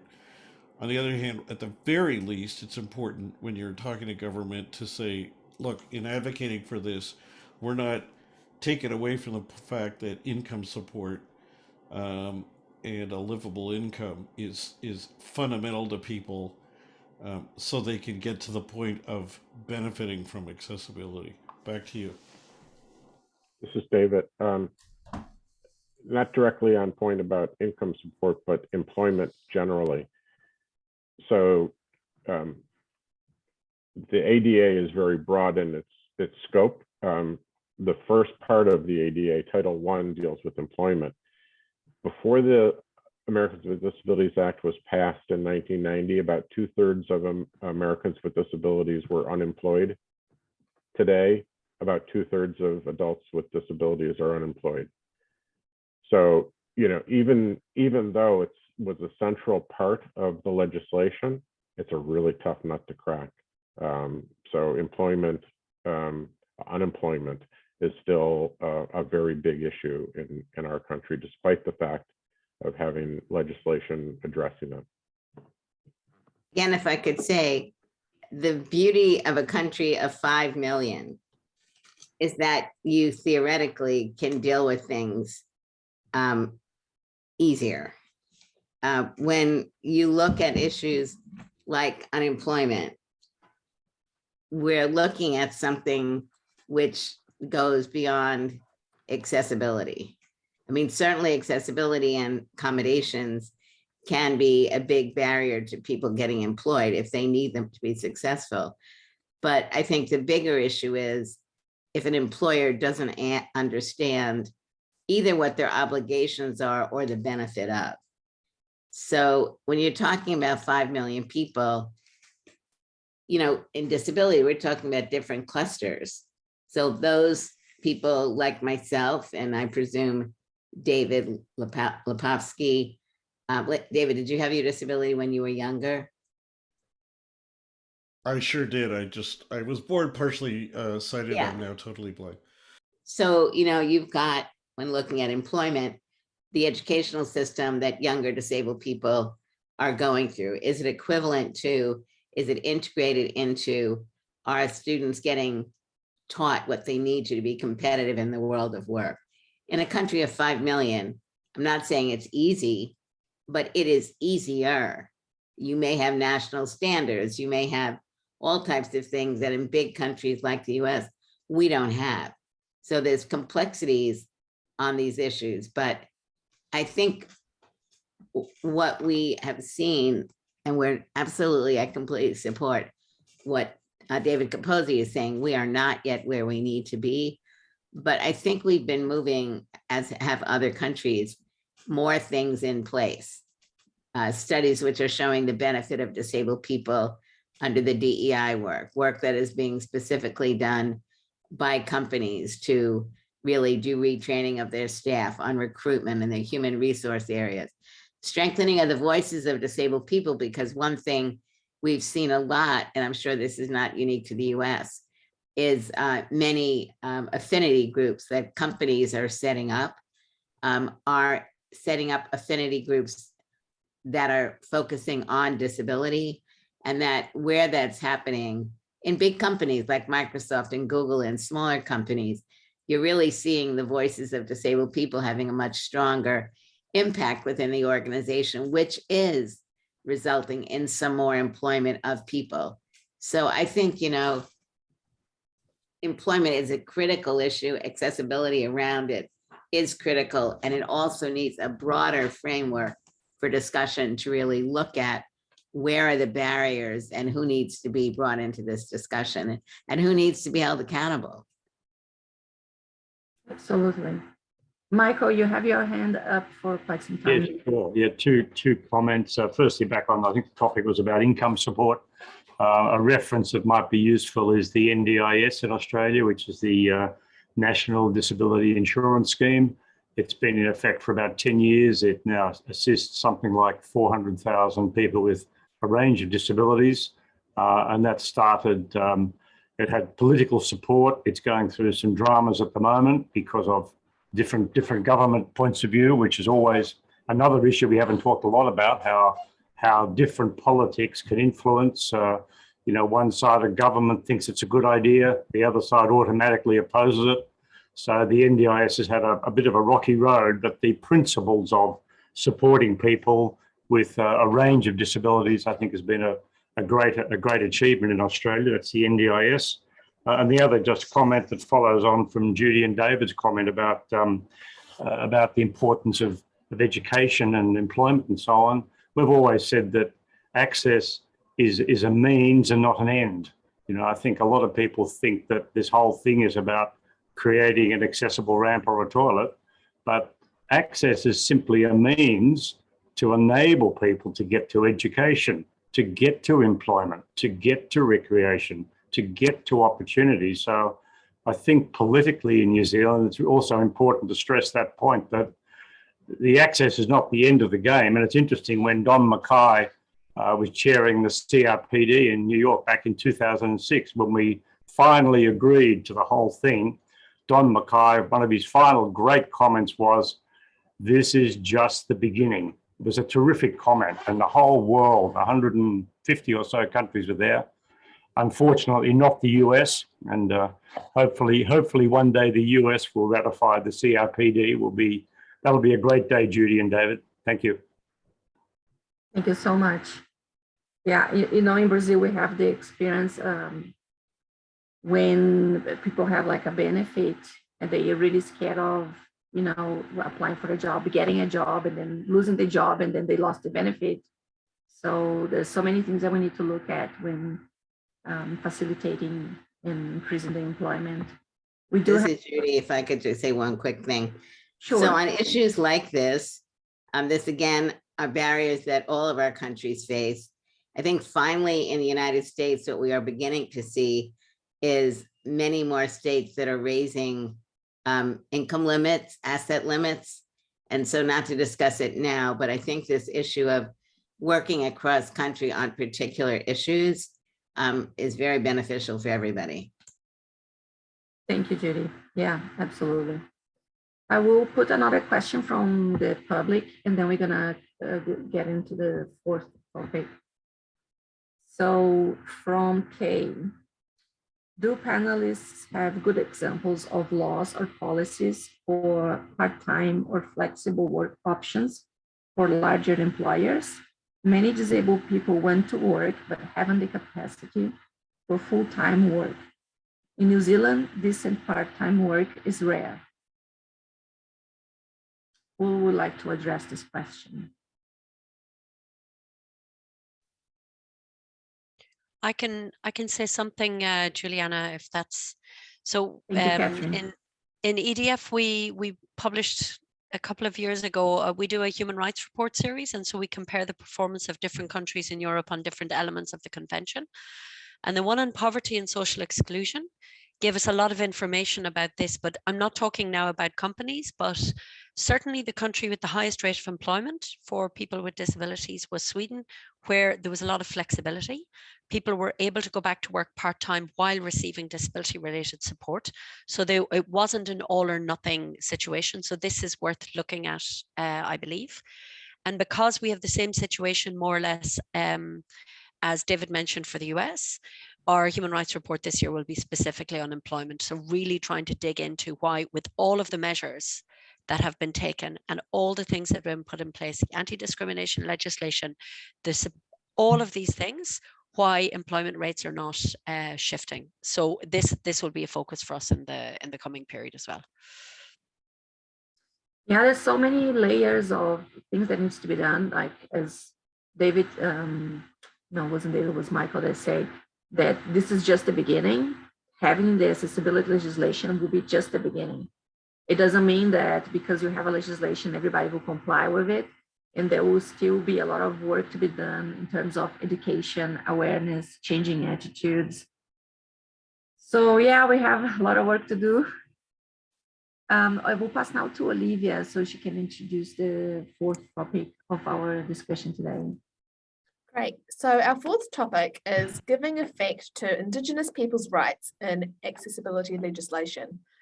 So maybe not all the panelists are able to answer this, but we'll just throw it out there anyway. So the Treaty of Waitangi, or Te Tiriti o Waitangi, is one of New Zealand's founding constitutional documents. So I'd like to hear from our panelists if your laws have given effect to First Peoples' rights. If yes, how was this achieved? But if not, what is being planned to ensure this important aspect is included in the future? I'm going to just open the floor to the panelists if someone wants to go first. I'll have a go at that. One of the organisations we work very closely is the First Peoples Disability Network, which is obviously a network of the oldest culture on earth, 60 or 80,000 years in Australia, or Indigenous Australians. And we have workshops with them. They're a very active political group. They've got a strong lobby in Canberra and in all capital cities. And their fundamental issue there is that the government calls it closing the gap in various programs, including disability. But from the First Peoples point of view, the fundamental problem is a lack of consultation. And I think this probably applies to Indigenous communities around the world, that, the power brokers make the decisions, and the Indigenous people accept the outcome, whereas there's been very strong activity in our First Peoples networks to really enforce the need for proper consultation. And I think that's really the central need in our liaison with our Indigenous people. Thank you. Thanks, Could you Michael. please repeat the question? So we're asking about what laws have given effect to First Peoples' rights. So in New Zealand, we have the Treaty of Waitangi, which is one of our founding constitutional documents, and how we can ensure First Peoples' rights are included in the future of accessibility legislation. I think Jared has his hand up, so we'll go to you next. You guys hear me okay? I don't have a good answer to this question. It's a very hard question, just to say that it is an area that the UN itself needs to look more at the intersection of Indigenous rights and disability rights. And certainly there are shared elements in terms of a very serious history of marginalization, societal inequity, which remains entrenched. And then also key principles around self-determination and autonomy, the need for consultation, access to justice issues, disproportionate levels of violence, institutionalization. I think the late Alice articles recently were really groundbreaking and kind of did certainly highlight the intersection of the situation of Indigenous children with disabilities and Māori children in New Zealand, and those with psychosocial disabilities as well. So I don't have a good clear answer here, just to say that hopefully that is something that can be in a way used to put to the foreign minister,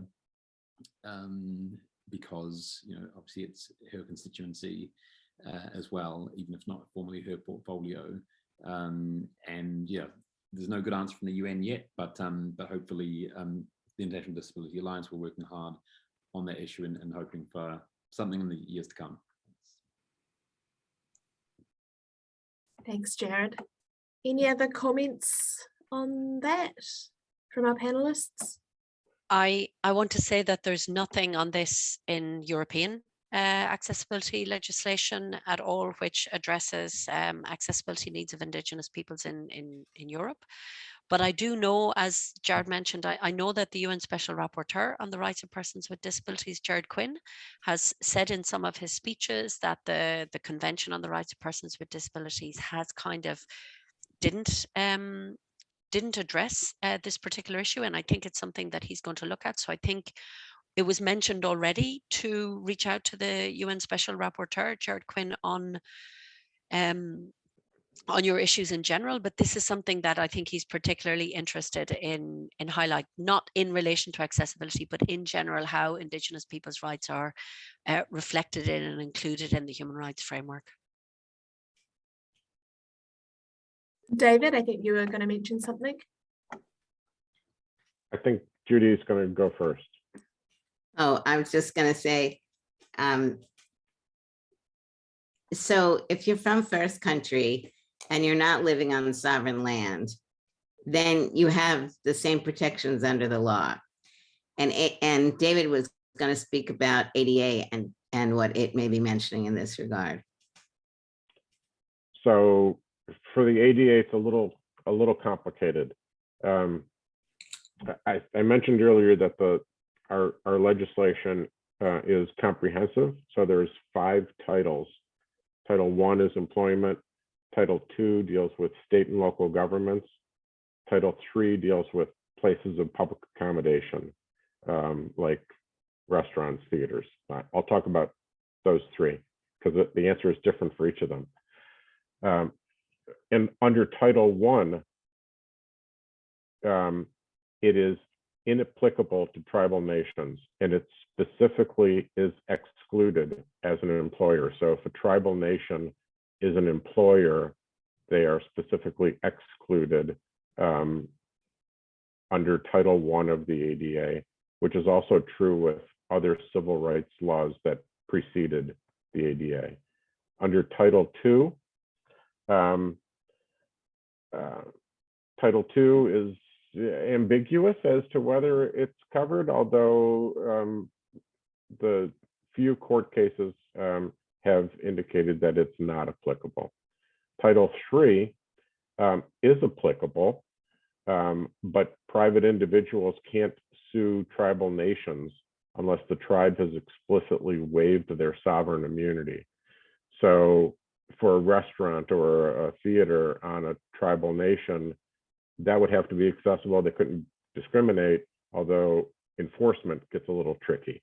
So it's not a clear-cut answer. It depends, I would say. The one thing that we do have is there's an older executive order that requires federal agencies to consult and coordinate with Indian and tribal governments when they're developing regulations. So that's existed for a number of years.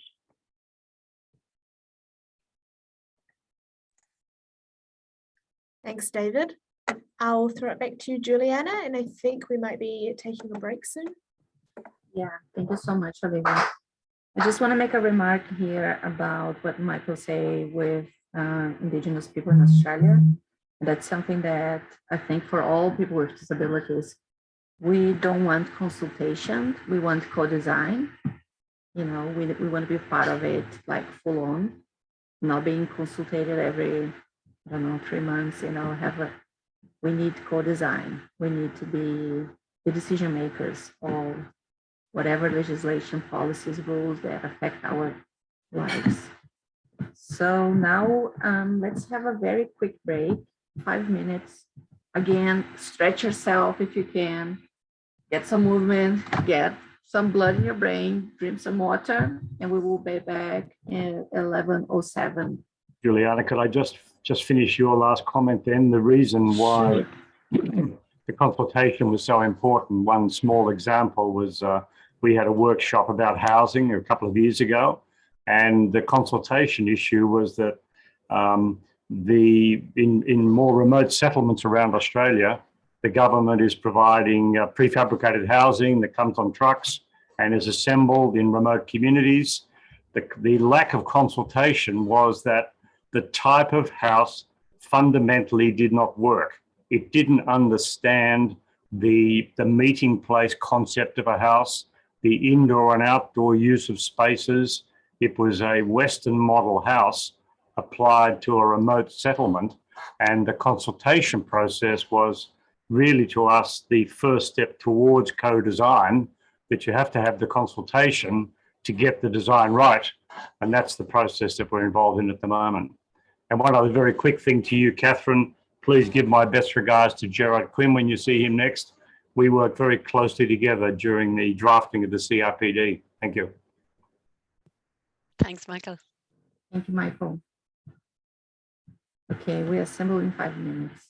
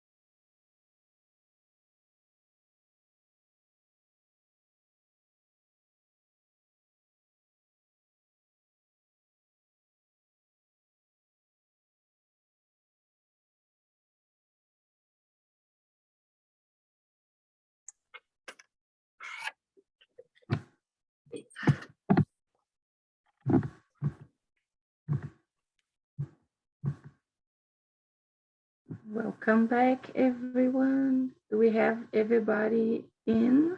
Cameras on? I've just put the request out there, Juliana. Oh, thank you. Just make sure. David Lepofsky.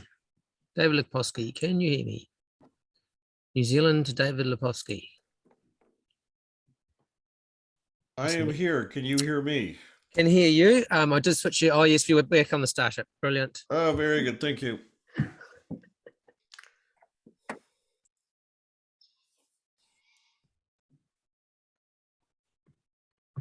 David, just give me the heads up when we are ready to get back started. But it would be cool if we panelists could stay in touch, as well as with our New Zealand friends. I'd welcome that opportunity. I could probably distribute some email addresses afterwards if everyone was happy with that. Yeah, our last. Yeah, it's perfect. Do it. Our Yeah, you can last. put my phone number and email. That'd be great. Okay, I'll take care of that. David Cullen speaking. Our last session will be about taking action, and we will cover that as well. So if we can get back to keep going. So we're heading out to topics 6, 5, and 6, and we're just gonna invert the order of things. So topic 5, we talk about the tactics, and topic 6, we talk about how to work with the media. As I said before, Olivia, she's a journalist in New Zealand. Olivia, share with us how we can best engage with media in New Zealand. How do we get, this we're discussing today on the front page? I mean, the first thing I would like to ask is, what are you already doing? Because I'm sure this is not a blank page. So you're asking us, I think it'd be important for me, at least, I'm sure for everybody else, to get a better understanding of what you've been doing on this or other issues. Do you have people within the media who are supportive of what you're doing? Do you have opposition within the media? Do they know anything about this at all? Are they supportive more generally on disability issues? Do they have kids or partners with disabilities? Or like, what do you know so far and what are you doing? Okay, Judy, so Olivia is going to address that. She is a person with a disability that is a journalist, and she's working in one of the main media outlets in New Zealand. Yeah, I can talk more about that now. So Olivia, could you just repeat the question? I just missed this question, I'm sorry. Okay, so the question was actually directed to Olivia as a journalist in New Zealand, how we best engage with the media and how do we get this, what we're discussing today, on the front page. So Olivia will give us an overview, will give us the context of the New Zealand media and how disability is portrayed in New Zealand media. And then we can open the floor for the panelists to give us some insights and share their experiences. So back to you, Olivia. Yeah, thanks. So I have been working at Stuff for nearly 4 years, which is one of the biggest media outlets in New Zealand. So we have stuff.co.nz, which is a news website, and we also have daily newspapers, weekly newspapers, and things like and community papers around New Zealand. So I guess stories about disabled people haven't always been done well, not just here, but across the board. Often the stories are framed very negatively, or we see stories about kind of like the inspirational porn type stories. So I guess for me in my role, this year I've started as a reporter specifically focusing on disability issues. And I guess coming from a perspective as a disabled person myself, I live that. So I have a lot to learn, but I can understand the lens of disability, and hopefully that means that people feel more comfortable to share their story with me. It also means that we have a dedicated, I guess, resource to tell stories about disabled people that a busy mainstream newsroom may not typically have the resources to have. In terms of how we can best engage, how advocates, organizations can engage with media, we get pitched a lot of stories that are obviously important to tell. And I think it's more issues based, whereas I think it was mentioned before, it's the personal and individual stories and case studies to illustrate that issue that always does well in terms of storytelling.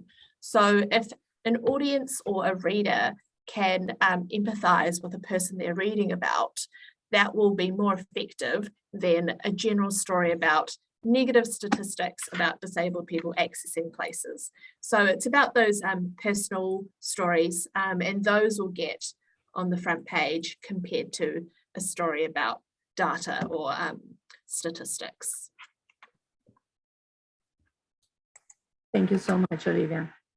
I will make a few remarks as well. So, as I said, I'm originally from Brazil, and in Brazil, I was running a TV show called Make a Difference, and we were always, telling stories and getting insights and bringing awareness to the wider population. And we use actually a lot of the TV show to put pressure on government on the various issues, that were systemic issues. I need to reiterate, powerful stories can change the world, And I noticed that here in New Zealand, there is a lot of fear of speaking up. Several times when I kind of work as a bridge within the disability community and the media context that I have, a lot of people, they are scared of speaking up for fear of backlash, retaliation. And I can't reiterate enough that in fear, we lose power. So we need to speak up. We need to tell our stories. I will now open the floor for our panelists again. I think Judy, if you want to comment, you were the first one asking for some information about, the New Zealand context.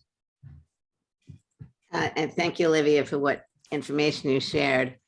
Again, I think we've all been discussing this to some degree about the importance of media.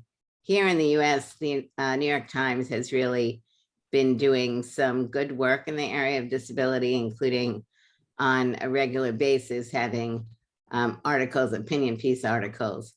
And that may be something that you want to see if one of your major outlets would be willing to look at doing something like that. It would be interesting to hear what's going on in Australia and Europe.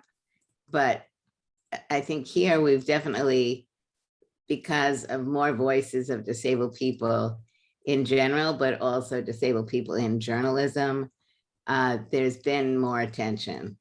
So the New York Times, for example, has done what they were doing in the area of women, because many women had not had obituaries written up in the New York Times who were women of note, but they have over the last couple of years, in addition to addressing that on women, have been addressing the issues of disabled leaders who've passed sometimes many years ago to bring that forward. But if you go back and look at the New York Times, you'll see the breadth of the articles that they have on a regular basis. And this, I think, is definitely bringing attention to disability in a much, much broader way, because it's just, disabled people, obviously, who have great skill in being able to write clearly with clear messages.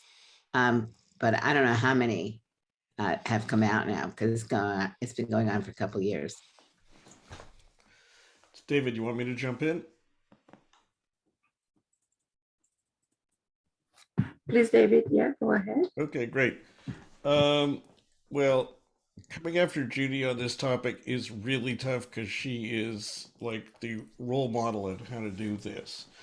But let me offer you 3 quick points that may help. The first is you need to find friendlies in news organizations. The same way you've got to find friendlies within government, you'll find some reporter or columnist or editorial writer or whoever, and they will become your internal advocate. You can't say, will you be our internal advocate, and they can't say they're being that. It's a bit of a dance, but that's what you need to find. The second thing is, in this current era of media shrinking,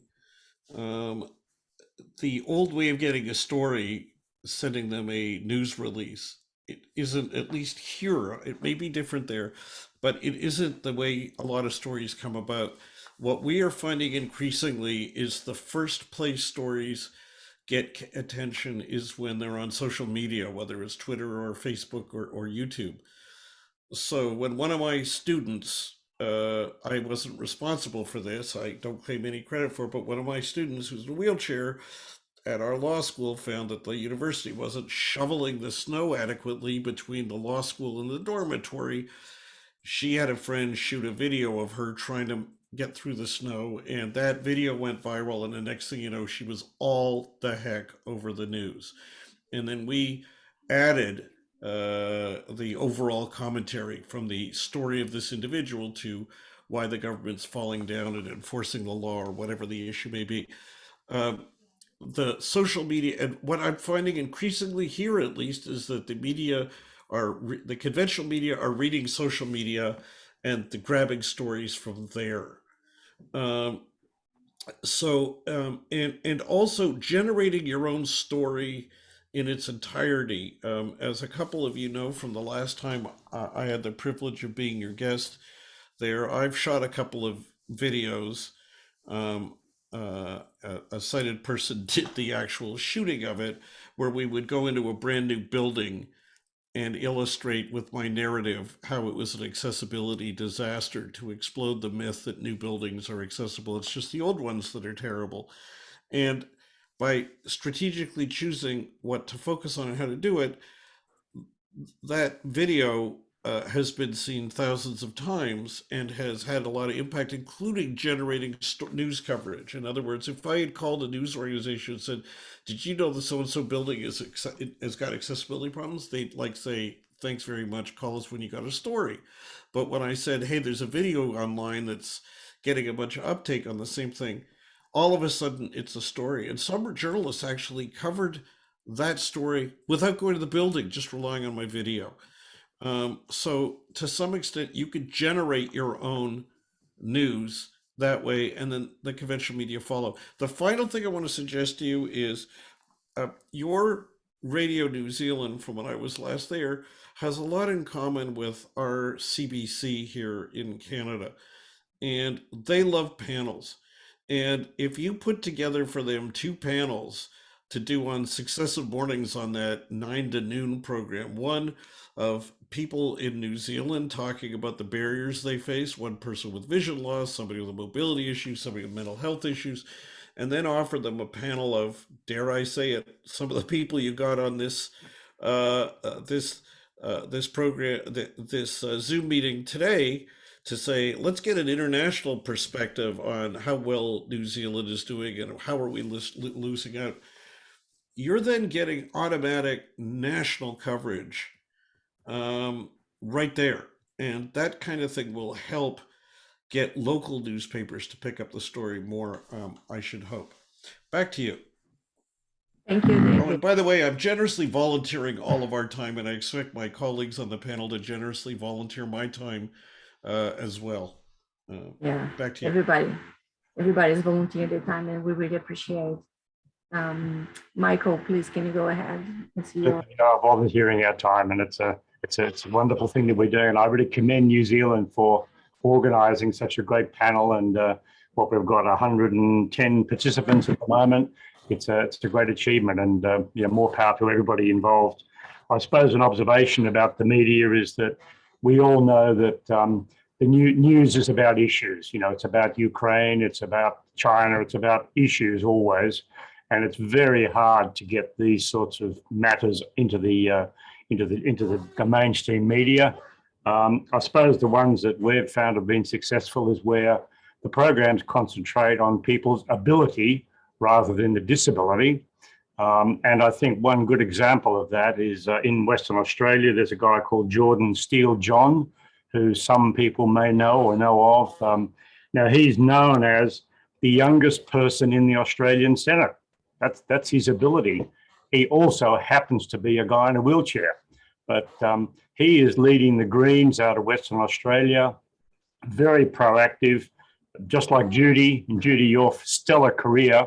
It's about the ability, not about the disability. And I think we can profile so many people on this panel and probably in this group who've got great abilities and great achievements. And then you start to put a positive story about this whole issue. And maybe that's another opportunity for the media. Thank you. This is Judy. If I could just, Michael, I think in the United States, and I'm not sure about other countries, but the word ability here for many is not an N word. So I think what we're looking at is disability and people with disabilities. And for me in particular, I don't like the word ability because it implies that if you don't have a disability, you have ability in every area. And therefore, if I say I have a disability and I can't walk. So I just think that we're wanting to highlight people who have a breadth of knowledge and experience and can tell their story and can be political leaders or whatever. But I don't know about New Zealand, but definitely that language doesn't fly here. Thank you, Judy. And language is always evolving. Sorry. No, this discussion is real, and language is always evolving, you know. So now we say people with disabilities or disabled people. The term might change in the future. The language is a work in progress. I can see Jared has the hand up. Please, if you can unmute yourself, and thank you.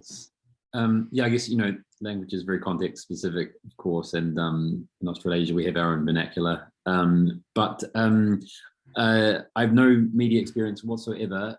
Just an observation. It seems to me that the recent COVID-19 policy changes seem to be quite heavily influenced by a lot of international media. It's like no one really cared until The Guardian got hold of the article about the pregnant journalist, at least in terms of shifting. And it could be just pure coincidence, but at the same time, if you can use allies, and The Guardian is probably a good one. I think they have a good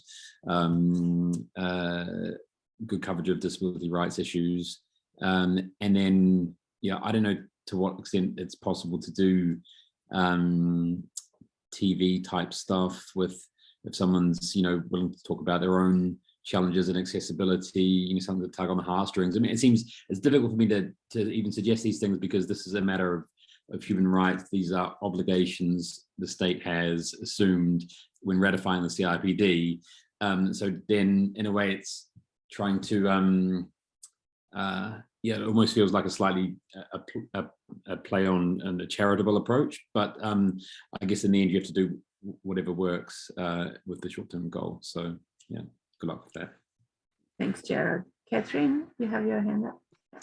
Yep.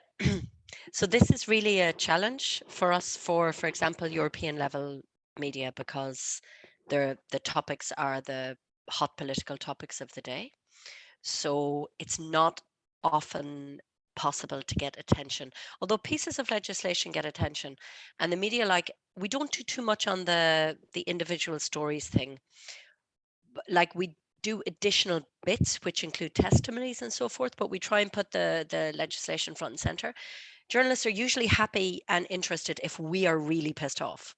So if we're very, I put here, we put some of the media coverage that we have on our website, and it's often because we're not happy with something. So if we say, oh, this is a great thing that has just been announced, they don't care too much. But linking to the topics of the moment, and you can link accessibility to all of the topics of the moment. I think usually you can, because you can find, ways that the situation can be improved and advanced by the legislation if it comes up well. And it's true, it's the same here as well. Things get picked up now from social media. When you present things in a very, catchy way, it's picked up. Rarely picked up from the things we sent out, and often we just get cold calls. Like with a short turnaround, we would like somebody to discuss on this. And if we're not able to find somebody with exactly that experience and knowledge with a disability within, you know, half an hour, they find somebody else. So I think being visible and findable very easy, but all the other tips I think are the media is transforming all across the world in the same way, in the same direction, isn't it? In terms of being more populist and so forth. But I've also looked at the what comes from the New York Times and the Guardian has been also really good quality. It's hard on journalists. One of the people said in the chat box, I really think it is hard on journalists. Thank you for your remarks, Karen. I think being pissed off, it's very helpful. You know, we have our reptilian brain that is always looking for threats. So if we have something negative, all the attention goes in there. And we have so many examples and stories that we can use to do that.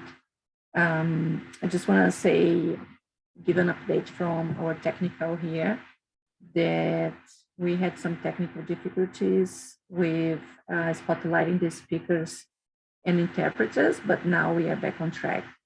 We have a question from the audience. It's actually Gerald to Olivia. You have online print media covered, Olivia. What is like TV3 One News? I think he's wanting to know more about the TV space for disability. Yeah, so I'd say most New Zealanders on this call would know that we do have a show on TV1 called Attitude, and they are a documentary style show looking at disabled people in their lives. So we do have that show, but in terms of news and news outlets, I don't know if any other news outlets have an openly disabled reporter who's just focusing on disability issues, as we do here at Stuff. We actually have a couple of disabled reporters here, so that's quite unique. And but in terms of TV coverage, I guess one of the strengths there is, you know, the 6 o'clock news where it's prime time and you have a lot of attention, and having I guess the TV element, the video element, and visually illustrating issues is often a lot more impactful than a printed article. But I think, all media outlets, not just Stuff, have a long way to go, although there has been progress. Thank you. So we cover pretty much our 7 topics, our 8 topics nearly there. The topic 7 was activating the power of social media, and we kind of already speaking to it. Now it's time to take action.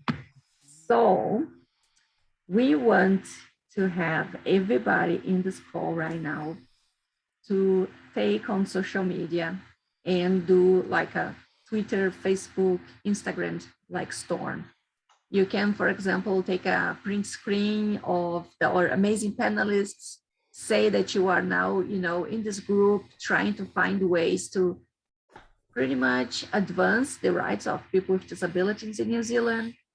We want you to get ideas of actions that can lead us to succeed with the accessibility legislation. Put your ideas on the chat. And finally, by the time that the bill is to be presented, if government hasn't listened to us, we can start organizing our very own protest, very own creep camp, take on parliament, and make sure that we have the accessibility legislation that we want and we deserve. I think from our panelists, if we can ask, there was idea of an open letter. Maybe we can come together after this meeting and put together a manifesto.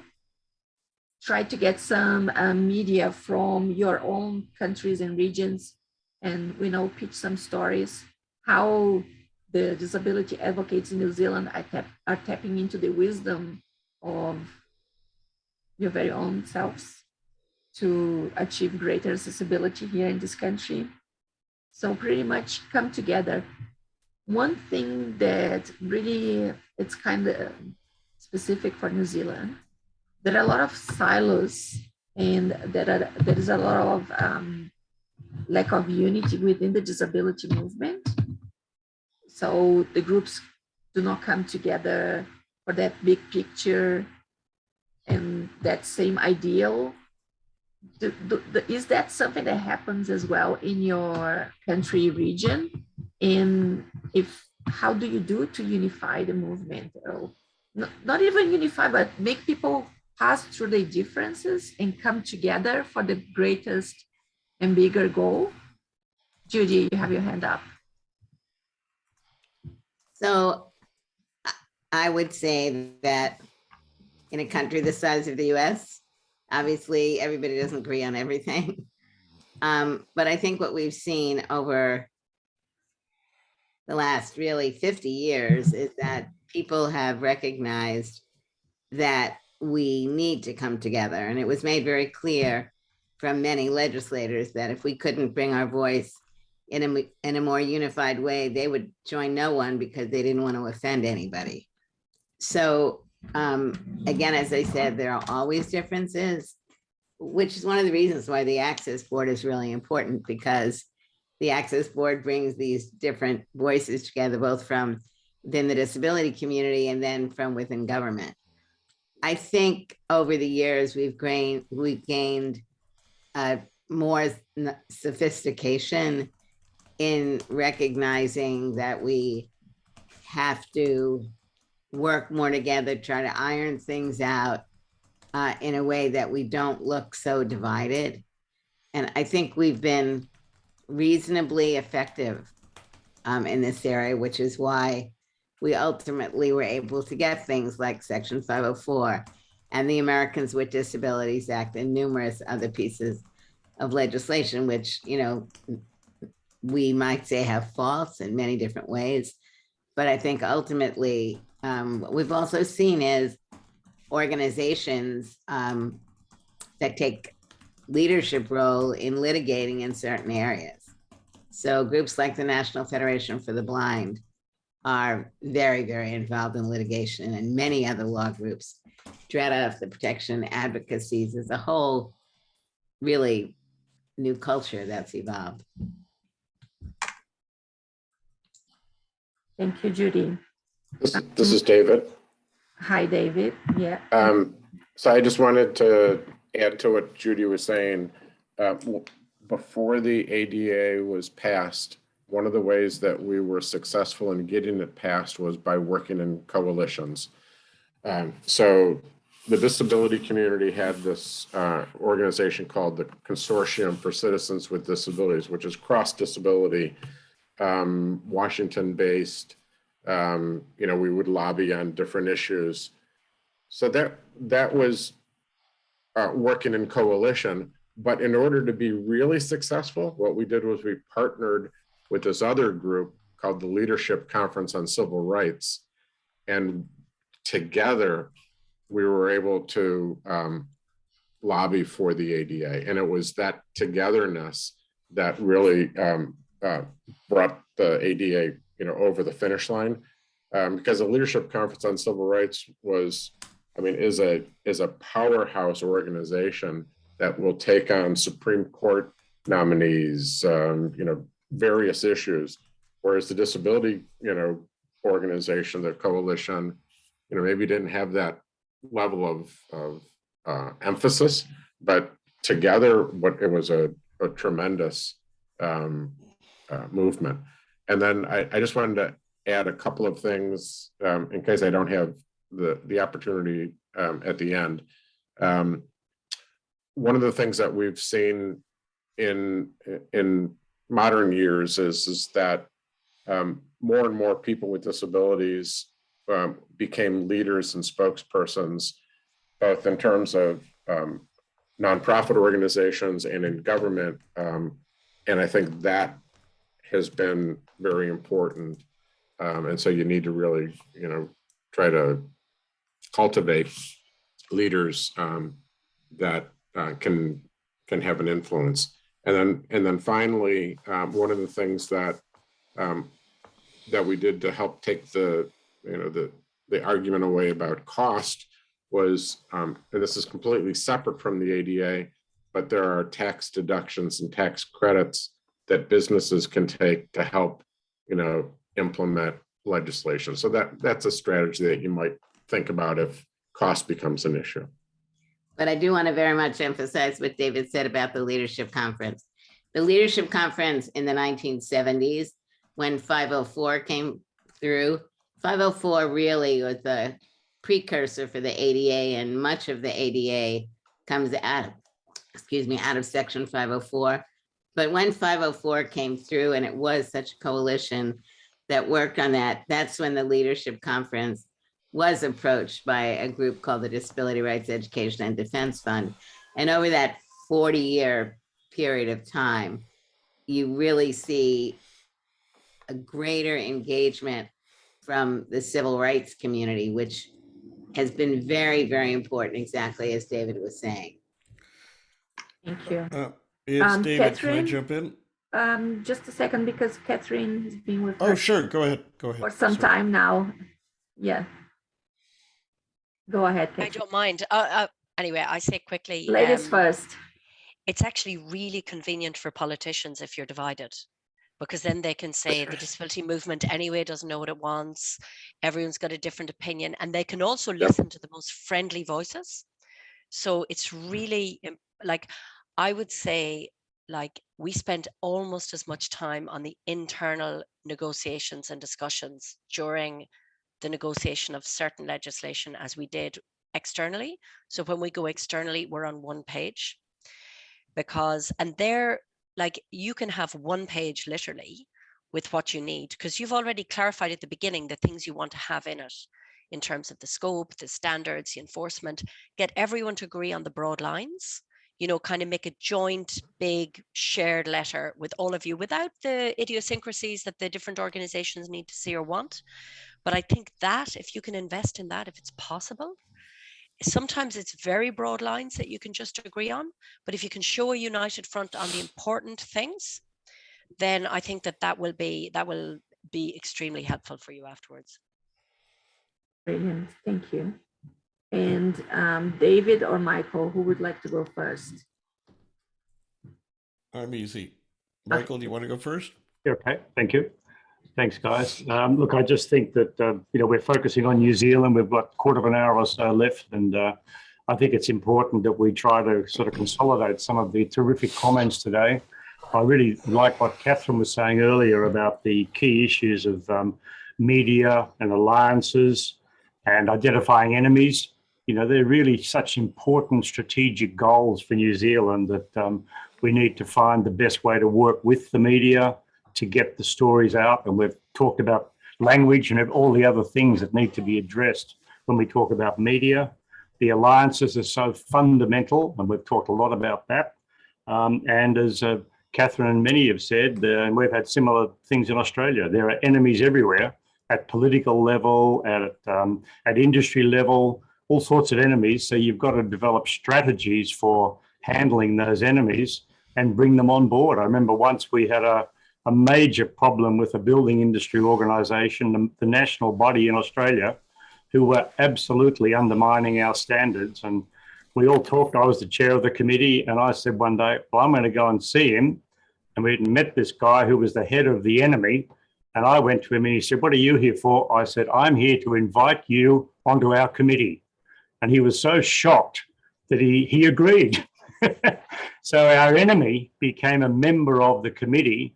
And that's effectively how we got legislation, because we agreed to compromise reasonably so that the enemy became our ally. So maybe the enemy lesson is to work with your enemies and include them and involve them, because people are enemies usually hopefully for a rational reason.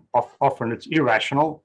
But I think you've got to really respect the enemies and try to embrace them and say, well, what is the problem? Can we work together? Can we solve this together?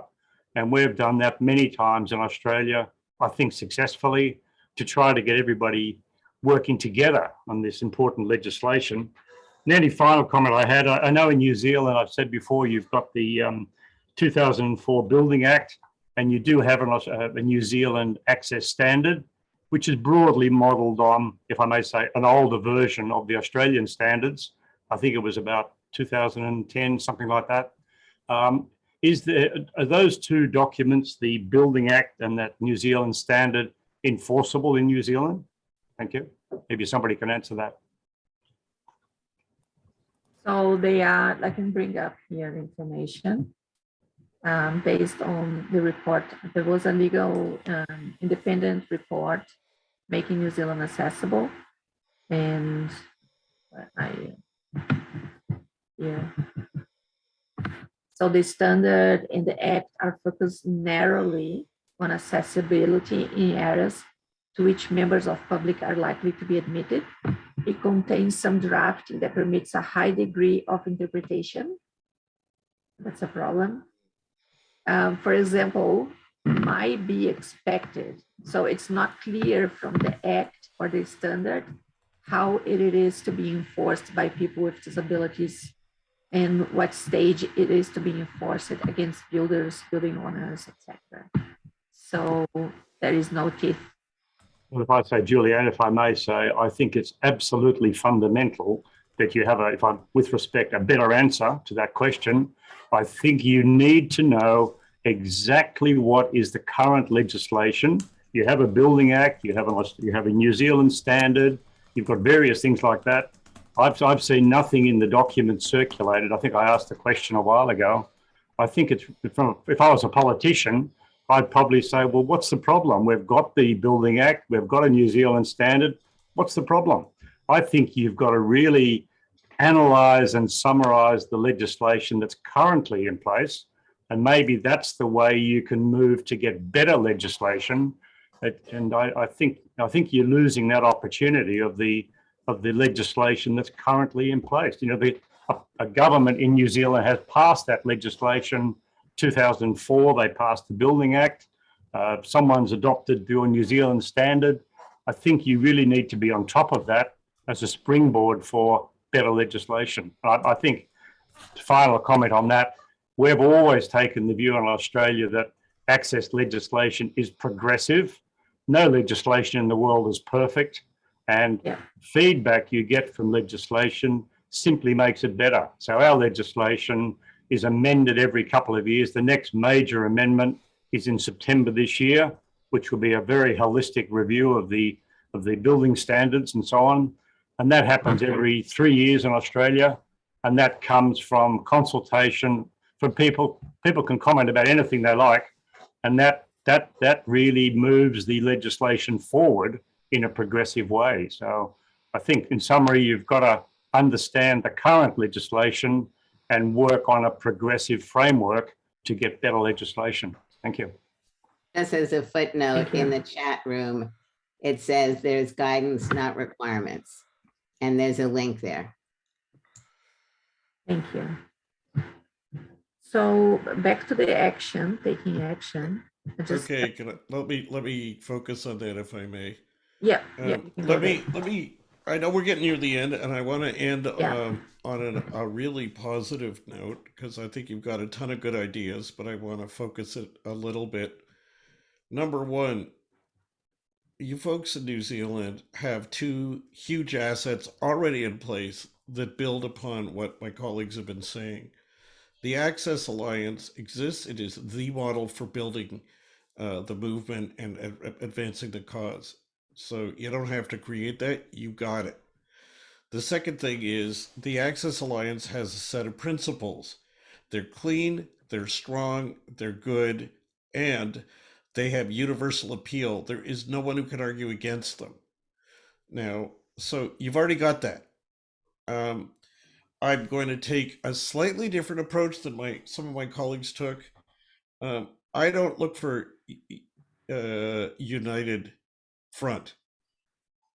Where we can, it's great, but I don't look for unanimity. I look for harmony, because if you go for unanimity, all you need is one dissenter and you've empowered them and you've risked losing everything. I know my friends aren't talking in that kind of simplistic terms, and I don't want to impute that to them, but I think you've got enough support around the Access Alliance agenda, and it is a good agenda that you got what you need to move forward. If some people come along and say they want more, that's democracy. That's great. Some people come along and say they don't want it. Well, that's fine too. But what I suggest is your next step tomorrow morning is a letter to the Prime Minister of New Zealand from the Access Alliance. And it should be a letter which will be self-explanatory in the hand of any reporter, and it should have a few questions. It should ask for a meeting. It should say that you're happy they're looking at legislation, but they're on the road to missing a huge opportunity. It should ask for a meeting with the Access Alliance, but also, if my colleagues are agreeable, it sounds like they are, offer a chance for her to speak to us. And then it should ask some very specific questions about the shortcomings. Will you agree to one-stop shopping rather than splintering enforcement among a bunch of organizations and government that have no expertise and are likely to be inconsistent? Do you agree that the public money should never be used to create new accessibility barriers, especially in New Zealand? Whatever list of questions, the reason I'm saying that, and they don't have to be attack questions, but they should be pointed enough, because then your media campaign can focus on that letter. Because what you really want more than anything is not the story to be on the front page, though if it is, that's fantastic. What you want are political reporters who ask the Prime Minister the questions in your letter.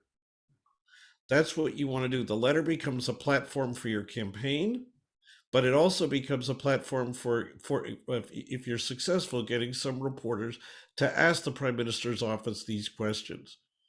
And that will help you focus and move forward, especially now in this critical month before they actually get the cabinet vote to mandate the details in the bill. I hope that helps as a strategy, and I want to end where I started. It's really an honor to be with such amazing co-panelists and to be able to offer some ideas to help you out. Best of luck. Thank you so much, David. I just need to mention, we do have some templates of letters that can be sent to Camille Cepoloni, the Minister for Disability Issues. And we also have some tiles and materials, resources to use on social media. So you can all go to the Access Alliance website to tap into those resources. If we can have like a very quick around and have some final remarks from our panelists, that would be great. And then Olivia will make the closing remarks. We have now 8 minutes, so maybe 40 seconds for each panelist to do some final remarks. We can go with, who would like to go first?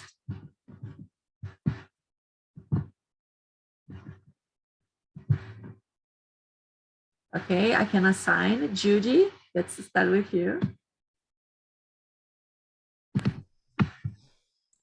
I want to thank you very much for being a part of this great panel. There's a lot of wisdom here. And I think what's very important about this panel is you have people from many different countries who have many different experiences. But I think we all agree that New Zealand needs to recognize that it is losing its standing on the world scene if it cannot demonstrate a commitment to basic accessibility. And that the voices of disabled people in New Zealand need to be empowered.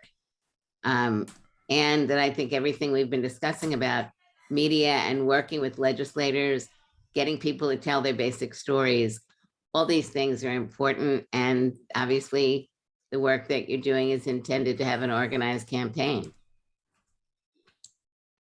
Thank you. Go ahead, Jared. I can see your hands up.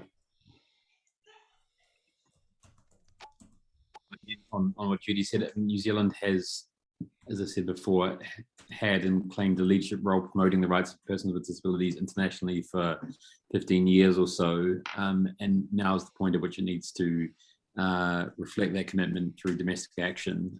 You'd think it would be straightforward, but it seems like it won't be. So I think you can rely on a large group of international stakeholders to support you in your work, including within the UN system. And yeah, I mean, it's an obligation, human rights obligation, a legal obligation, and also a moral imperative.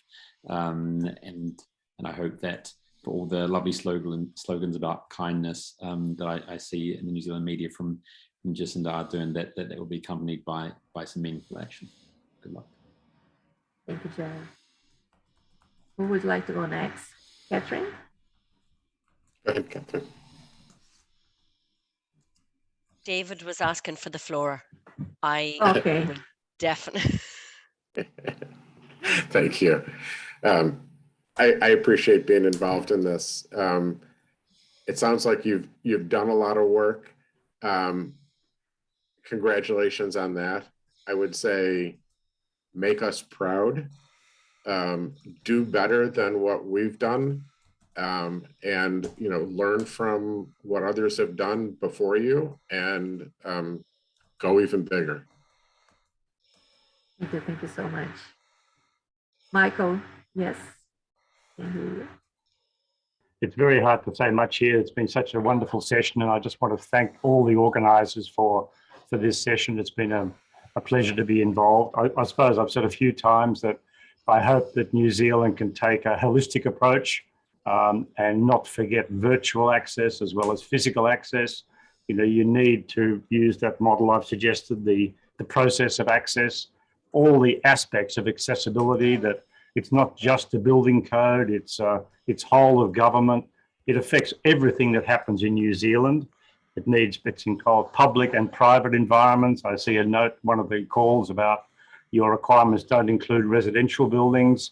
It's very important that it's holistic. It covers public and private environments and virtual transport, public domains, the whole big picture. So I would advocate a holistic approach, which is what we've tried to do in Australia.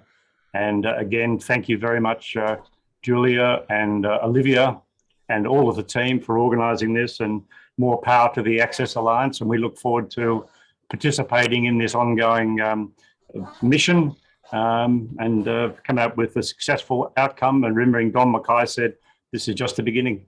Thank you. Thank you so much. Catherine, now?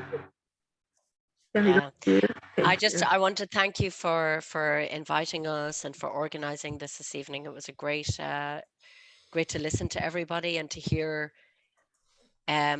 what's going on there where you are, but also what other people have experienced. It's a really long haul. It seems like they're trying to go fast, but it seems also unrealistic how quickly the proposal is. You've got all of us to call upon at any time on different things where you want inspiration or support, when you want to get us to activate things on social media or in any other way, just you know where we are. Thank you so much. This is just the beginning, and it's a really exciting beginning. Olivia, now I give you the floor so you can do the final remarks. Do you want? Oops. Yeah. Sorry, it's David. I just wanted to get a kick in with like two quick things. One is, if you want to learn more about what we're up to up here, or follow our social media campaign on Twitter, we're at AODA Alliance. Website, you can sign up to get our updates by email. That's www.aodaalliance.org. aodaalliance.org, and drawing on ancient Jewish tradition from Passover, but changing it slightly. Next year in Auckland, we hope. Brilliant. Thank you. That's great, David. Great. So just to wrap up this amazing panel and session, I just want to thank you to all the panelists who've come around. I know some of you had to start really early, and for some of you, you've had to wrap up quite late in the evening. So we just really appreciate your time and your wisdom. And for me personally, I just have a lot to learn from all of you. I'll probably be in touch with my journalist hat on sometime very soon. Thank you to all our audience members for coming along, and I'm sure that there's been amazing pearls of wisdom that you can hopefully take into your own journeys of advocacy. Thank you to all the organisers, and I'm gonna wrap things up there. We're 1 minute early, which is amazing, and I'm sure you'll be getting some follow-up information from today's session about some action points moving forward, and yeah, how we can just improve the lives of all disabled people in New Zealand. So kia ora, everyone. Thank you so much.